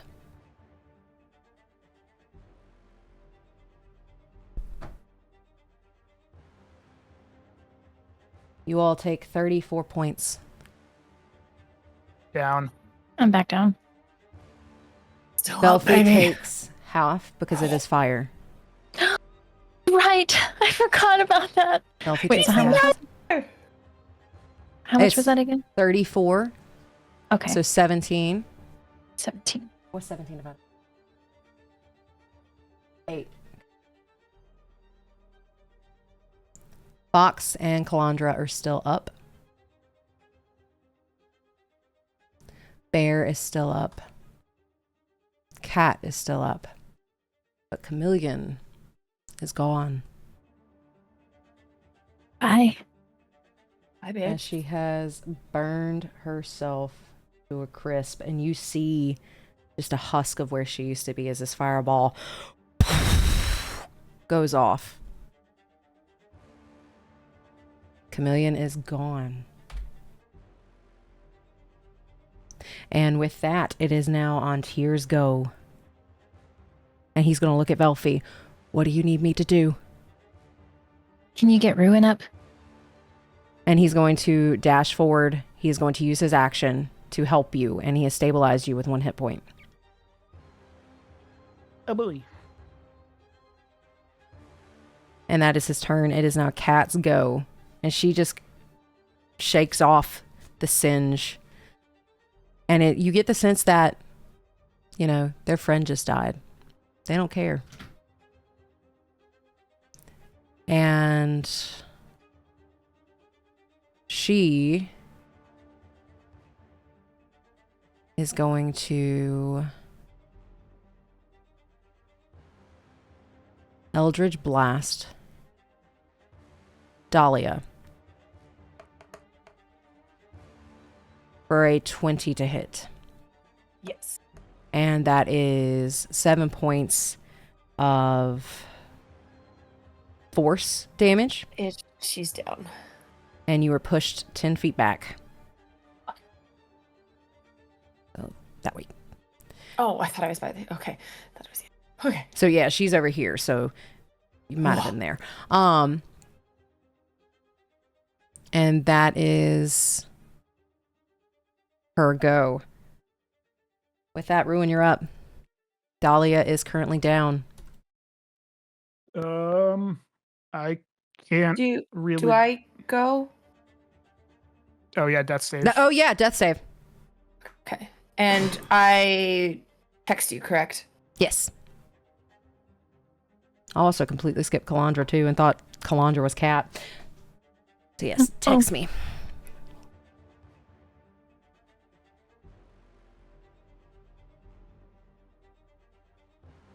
All right. And with that, Dolly, would you like to share any kind of memory or anything as you are down?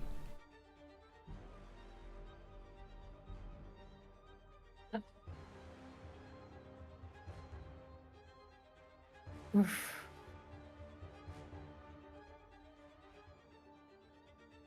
Really, a drow boy fighting back. It's our first time seeing someone actually stick up for themselves. To actually fight back against those that hurt them. To first time being inspired to do the same.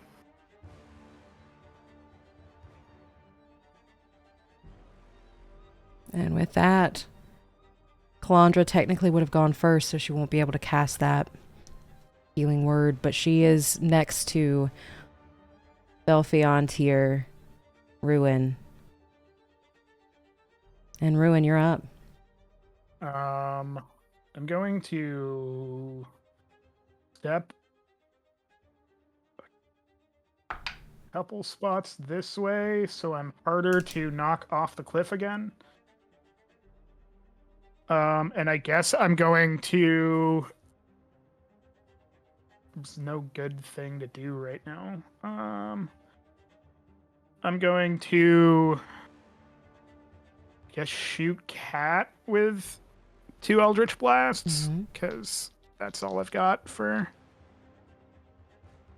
That is a 17 on the first one. Meets it, beats it. Cool. That's 15 points of force damage. 15. All right. And I'm gonna go for the other one. That's a 26. 26 hits. And another 8 points of force damage. Alrighty. And is there anything else I do on your turn as you hit her with these 2 Eldritch Blast? Nope, that's all I can really do. And since you do cast Eldritch Blast, her Eldritch Blasts look very similar to yours. And with that, it is now Beltov's go. Beltov looks over at where Dahlia just went down, and that shine just disappears for a second. And he is going to use his movement 5, 10, and he's pretty much going to very quickly open up a potion and shove it down Dahlia's throat. And he does have a greater one. Greater. I love Beltov. Healing potion. So you're going to get, what is 44? 4 times 4, 16, 20. 20 points of healing. And as you come to, I don't think your soul would taste good for some reason. the little like oily creatures are just kind of like over you as they're just looking at you very curiously. I just kind of swat them aside and just like go to Belle's face. And as you go to Belle's face, he is going to scoop her up and use the rest of his movement. 5, 10, I think I moved 15. 15, get close to Belfie. Belfie. That's the celebrity couple name. And he is taking Dahlia with him. And with that, Velfie, or excuse me, it is Bear's turn. And it's Bear's turn, and then Velfie is on deck. He is seeing all of these people. And he's just going to start attacking. He is first going to go for Ruin for a 18 to hit. I'm down because I have 1 hit point. Okay. Ruin is down. He's then going to go for Beltov Oh, for a 26 I to shield hit. him. My shield. He does 12 points, and Beltov looks a little beat up. And then he's going to go for Velfie. And for Velfie's, that is going to be a 19 to hit. Whoa. Mm-hmm. Oh. Oh. Mm-hmm. Oh. Oh.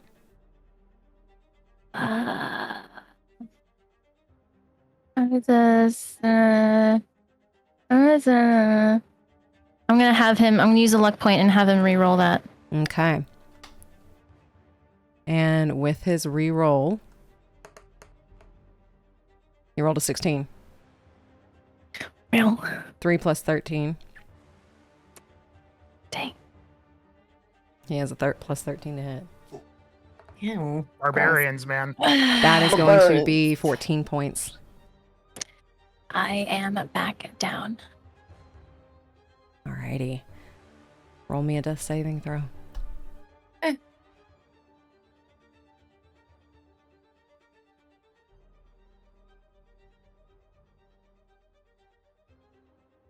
And then just message it to me.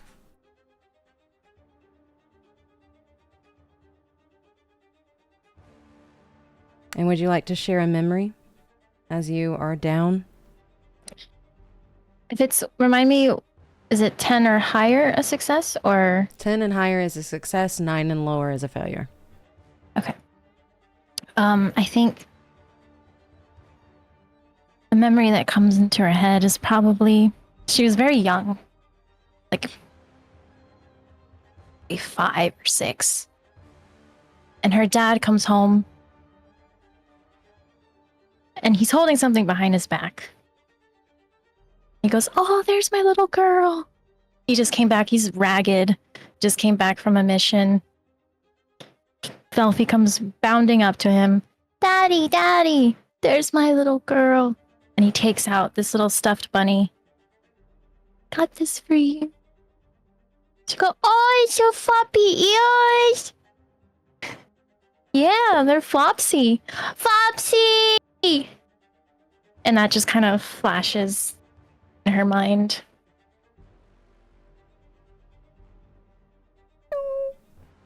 And with that, it was Chameleon's turn. Oh. The Chameleon's she's gone. Hey, yeah. It's now Antier's turn. Did Velfie have that scroll in her hand? Yeah, she was holding it. Antier's going to take it. And he is going to cast it. And he very quickly moves in, like, on top of Velfie, pretty much. Like, is picking her up while reading the spell. And, of course, he's going to choose everyone here as he casts this spell. Dahlia, with your passive perception, though, as he casts it and as it goes through, you see something whiz. Antier turns around, puts his body between Velfie and you, and the spell goes off. You all are out of combat. And we will come back to what just happened in just a bit. Oh. Professor Friedrich, Oh. you have ran. You are outside. And once you get outside, things are not the way they used to be. At all. That big tree, that pretty tree, the big sign of life in Sydonea has died. All the leaves are gone. Everything is gone. And when you start running more, you notice tendrils in the sky that are coming from the west side of town. And you hear,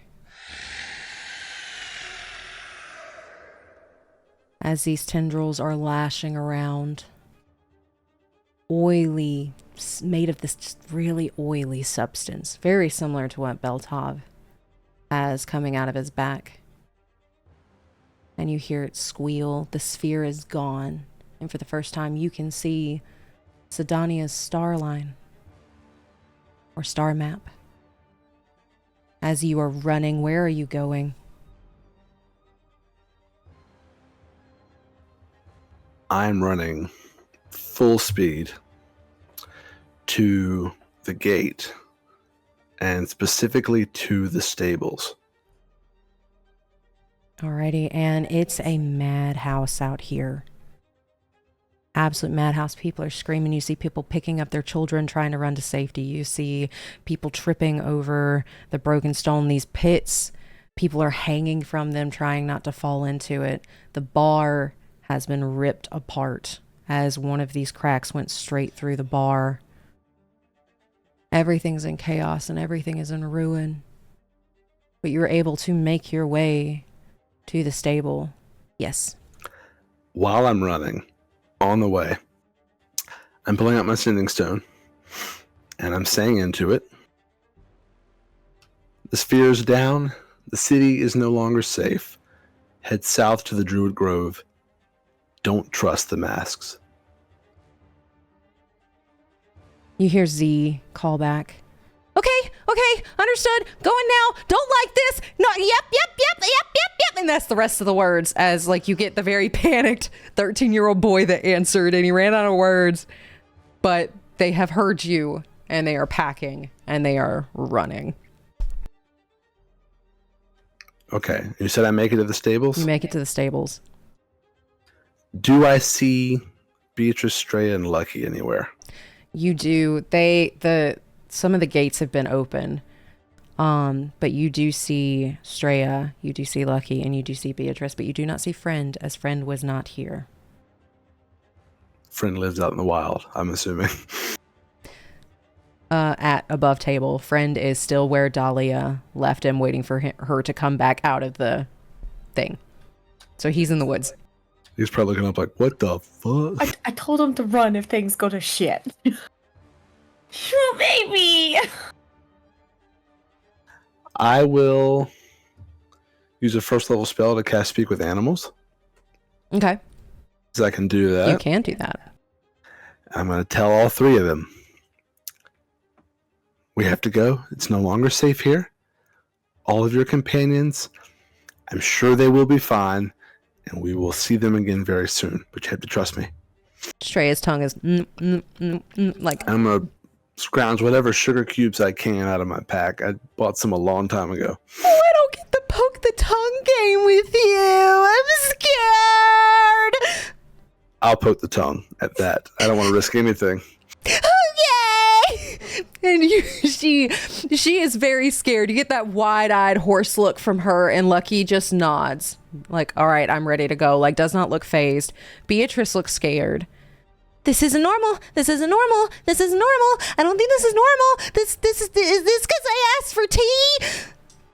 This is definitely not normal, but we will get a cup of tea whenever we get to where we're going.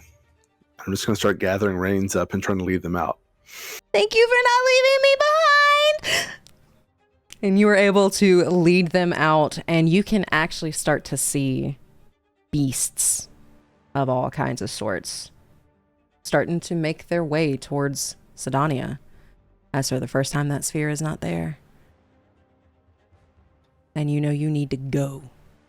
I'm going to try to be scarce about it, too. Get out into the woods, out of visibility, as soon as we can. All right. And with that, roll me... what'll be the best? Survival for this one. See if you can find your track, see if you can get out.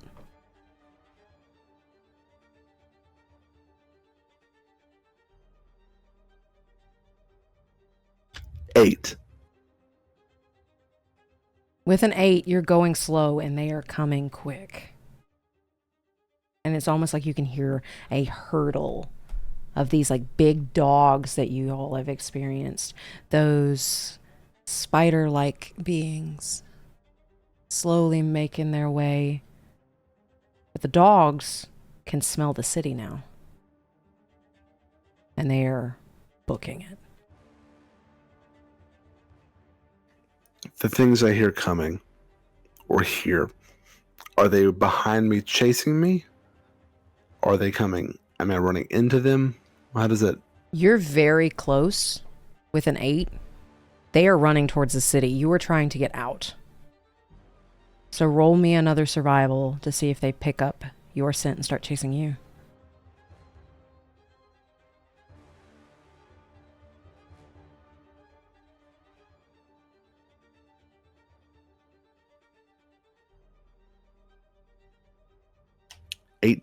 With an 18, some of them turn their heads to you and stop for a bit. And then they sniff. And there's more in that city.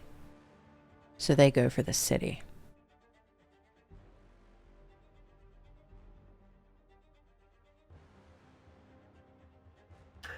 And if I find the path, I start heading south.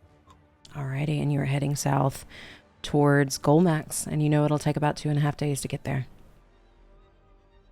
But you do have the animals in tow, and they're all chittering and chattering to each other about how scared they are, about what is this? This is unnatural. This doesn't feel right. And Beatrice is like locked in on you. I told you my best friend would save us. It only lasts 10 minutes, but I hope I hear that before the spell wears off. You would hear that before the spell wears off. And slowly, they're being able to understand them just slips away as it starts turning into a bunch of neighs and a bunch of bang. And though it's nighttime, I'm just going to keep pushing until I don't hear anything. And even though it's nighttime and you do not have a crystal, they are not going for you.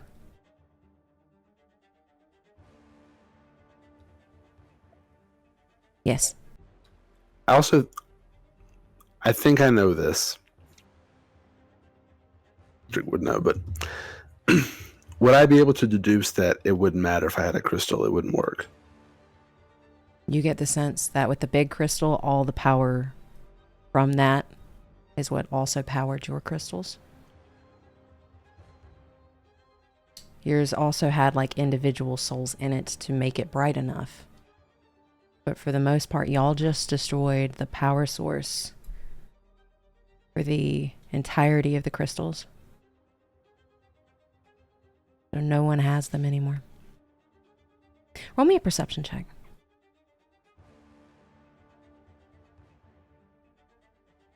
$16. With a 16, you almost see, if you look back towards Sydonea, where the sphere is no longer there, these light blue little orbs floating upwards. And those oily tentacles trying to grab at them.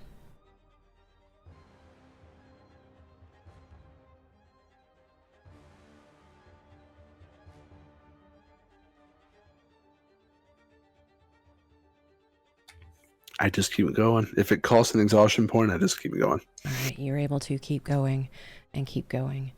And with that, we're going to go back to you three.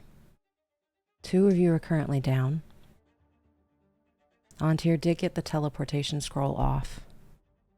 But before that teleportation scroll went off, Dahlia would notice that he swung his body around in front of Velfi and Dahlia. And since Dahlia is currently being held by Beltov, and you feel that body slump.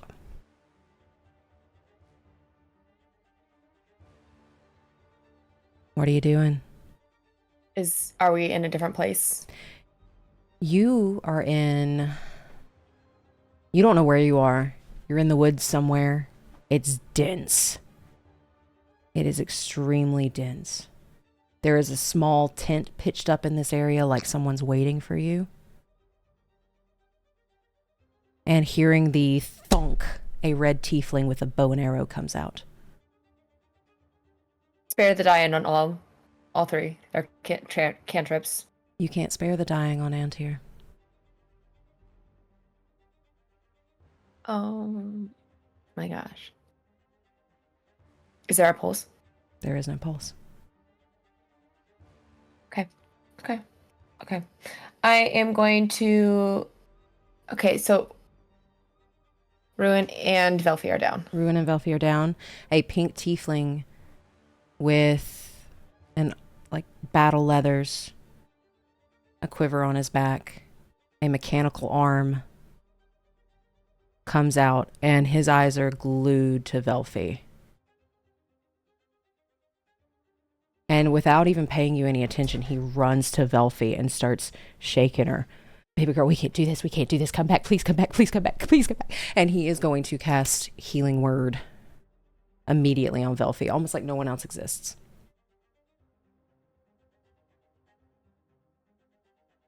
And then Cure Wounds on Ruin. So you all are back up. Velfi, there is a tiefling man that you recognize trying to shake you awake. Dad? And he's going to wrap his arms around you. One arm very cold, very metallic, and squeezes a little too hard. And he just sobs. Belfi is going to start crying as she hugs her dad. Not seeing him for a long time. Everything's all right. Everything's okay. Everything's all right. Daddy's here. Nothing's gonna hurt you anymore. Daddy's here. Roll me a perception check.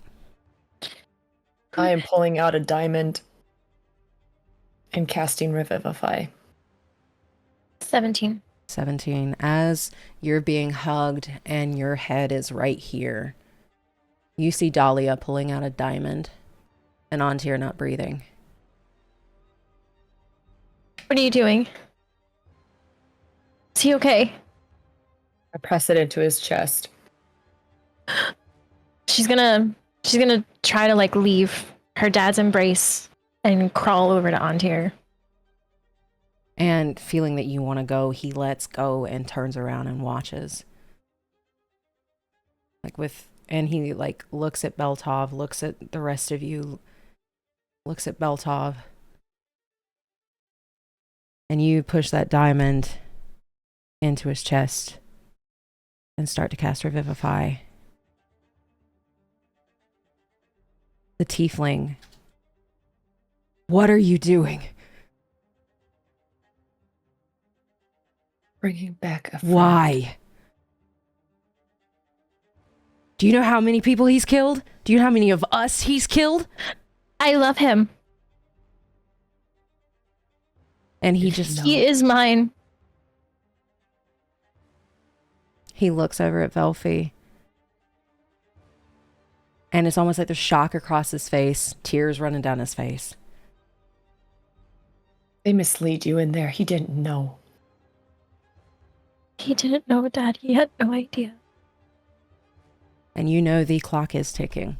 You have less than Do 15 it, Dahlia. seconds. She's Please. been casting it for as soon as it hit his chest, she cast Is it. All right. Roll me a D100. Onto your soulless. A what?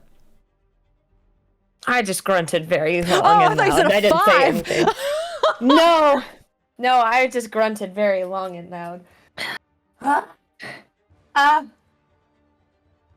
I wish I could. Can I enhance? Can I add anything? I don't think I can add anything to this. We'll do it at advantage. Only, like, what is Velfie doing in this moment? What do you mean? Well, she would probably, seeing that Antir's not breathing, she'd be like trying to cast cure wounds.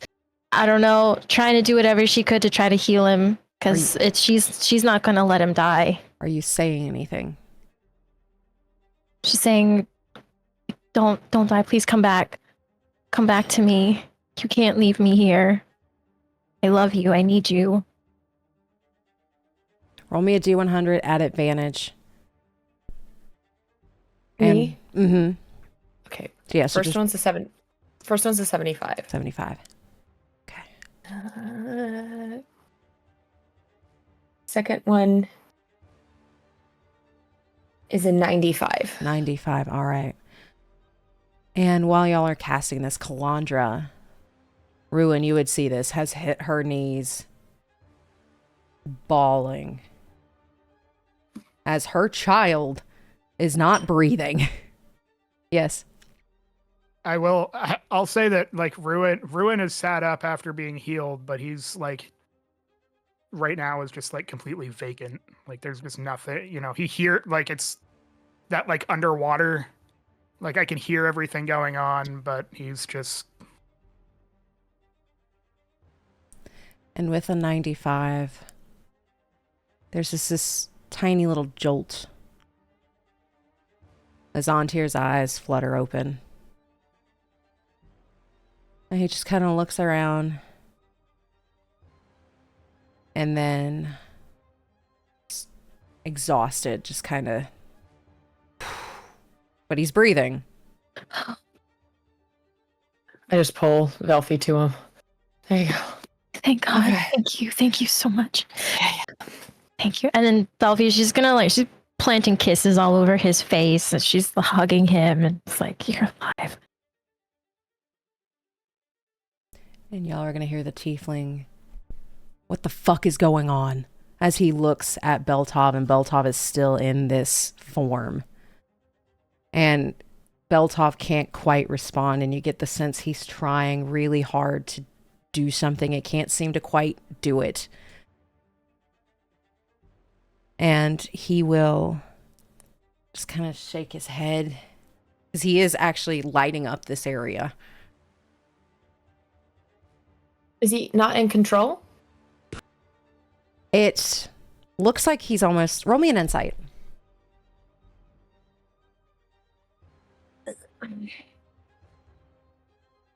That is 16, 17, 18, 19, 22. 22. You get the sense he's in control, but it's more so like when he does that, like, it's like all four of them are one being. Mm. And he's trying to pull them back in. We don't want to go back in, Bellboy. We haven't been out in a while. What has it been? 10 years? 15? More like 15 years. We don't want to go back in. I hear them. They are not being quiet.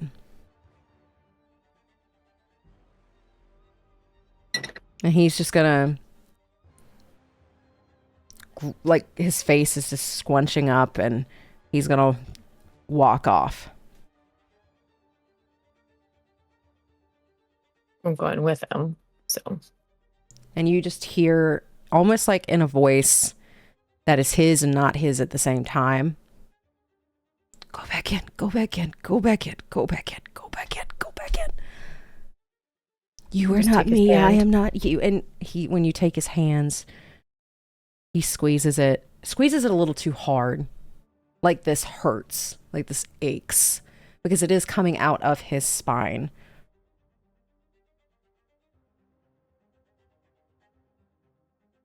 And he just keeps trying to get it to go in. And finally, they start to recede. They all look at you, though. Make sure he brings us back out. We are useful.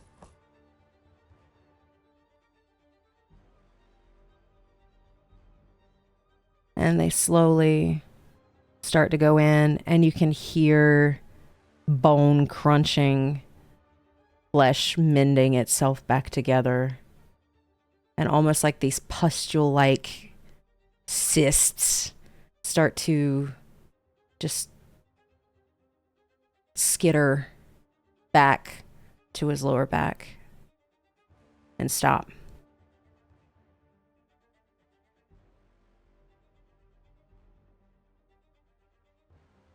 And Beltov just looks shell-shocked.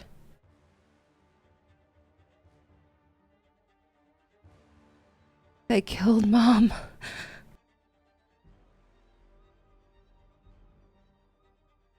I know. They took Mom and Tilly. And he just breaks down. I'll hold him. And like his head is like in the nook of Dahlia's neck. And just broken man sobs. You're just gonna kneel down. And he goes down with her.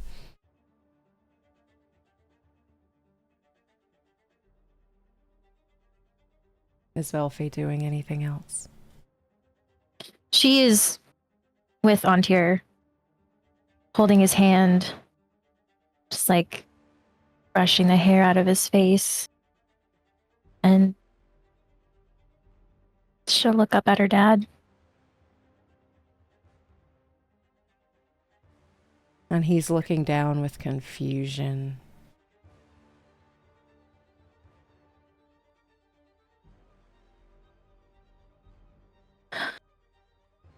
Hey. This is Antir.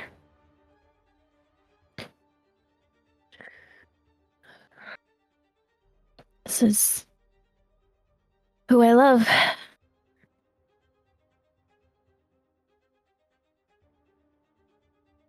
You love an assassin? I know what he's done. I know what it looks like. But he didn't know. He had no idea what the High Table was up to until I filled him in on everything. And he trusted me. He trusted me enough to come with me. Just, he looks so shocked. Elfie assassins killed your mother.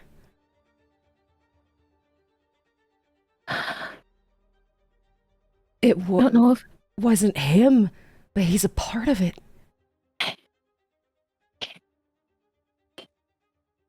he's not like them.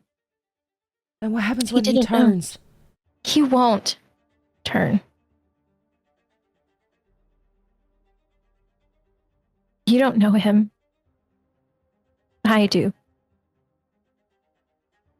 He was there for me when you weren't.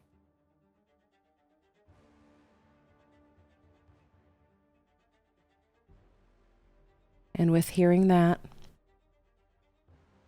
you're going to see heartbreak cross your dad's face.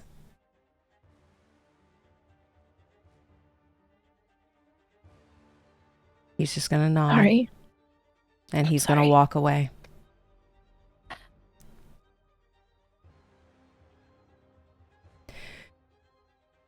Tent's yours if you need it. As he says, and he just walks off.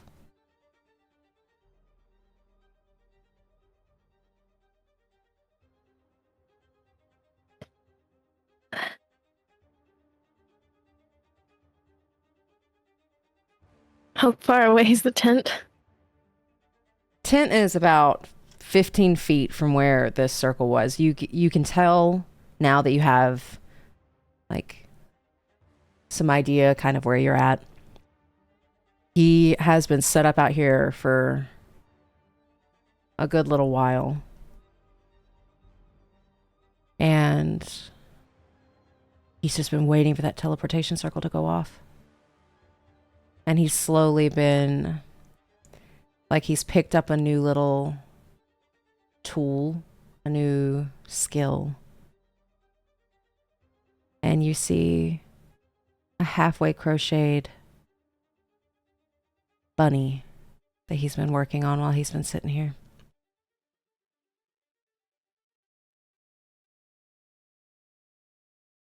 And he had put it in the chair, but the tent is not very elaborate. Just a little tiny tent that he's just been camping at. I think. Because Antir, he's passed out. He's breathing, but he's unconscious. Breathing, and his eyes kind of like flutter every once in a while. Okay. So, who is there? Calandra's still there. Ruin is just sitting vacantly. Yeah. He's kind of like looking around, but it's just kind of like a very like, well, we're alive, but you know, not really like. Okay. Belfie she'll start to get up and kind of say to everyone who's around, will you help me get him in the tent? Calandra And then she'll start. Stands up and immediately goes to Antir, and you see her shaking, like bloodshot eyes, her face is swollen.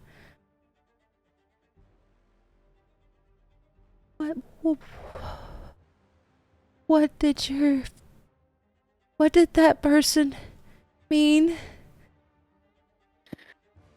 by assassin? Your son, he's a really good man. He worked for the masks, was a mask, and that was his job.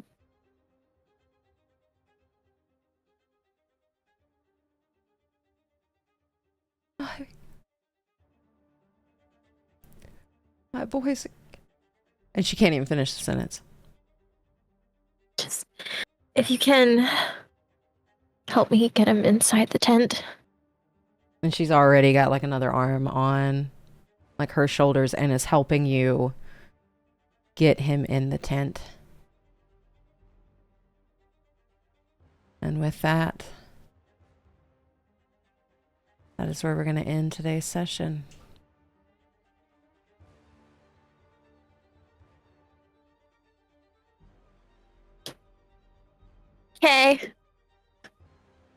Okay, see you next week. Okay. Oh. Damn.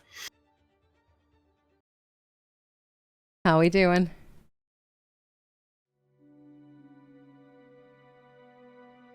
Thank you so much for watching Session 25 of the Order of Narvosc. Session 26 will be out on August 14th. Please make sure to check out our players' social media accounts. They're wonderful and they deserve your support. And if you're interested in merch, check out the description below to find that link. If this is the kind of content you enjoy, please press that like button, subscribe, ring that bell, that way you get notified when Session 26 comes out. As always, be the light that drives out the shadow, adventurer. I'll see you soon.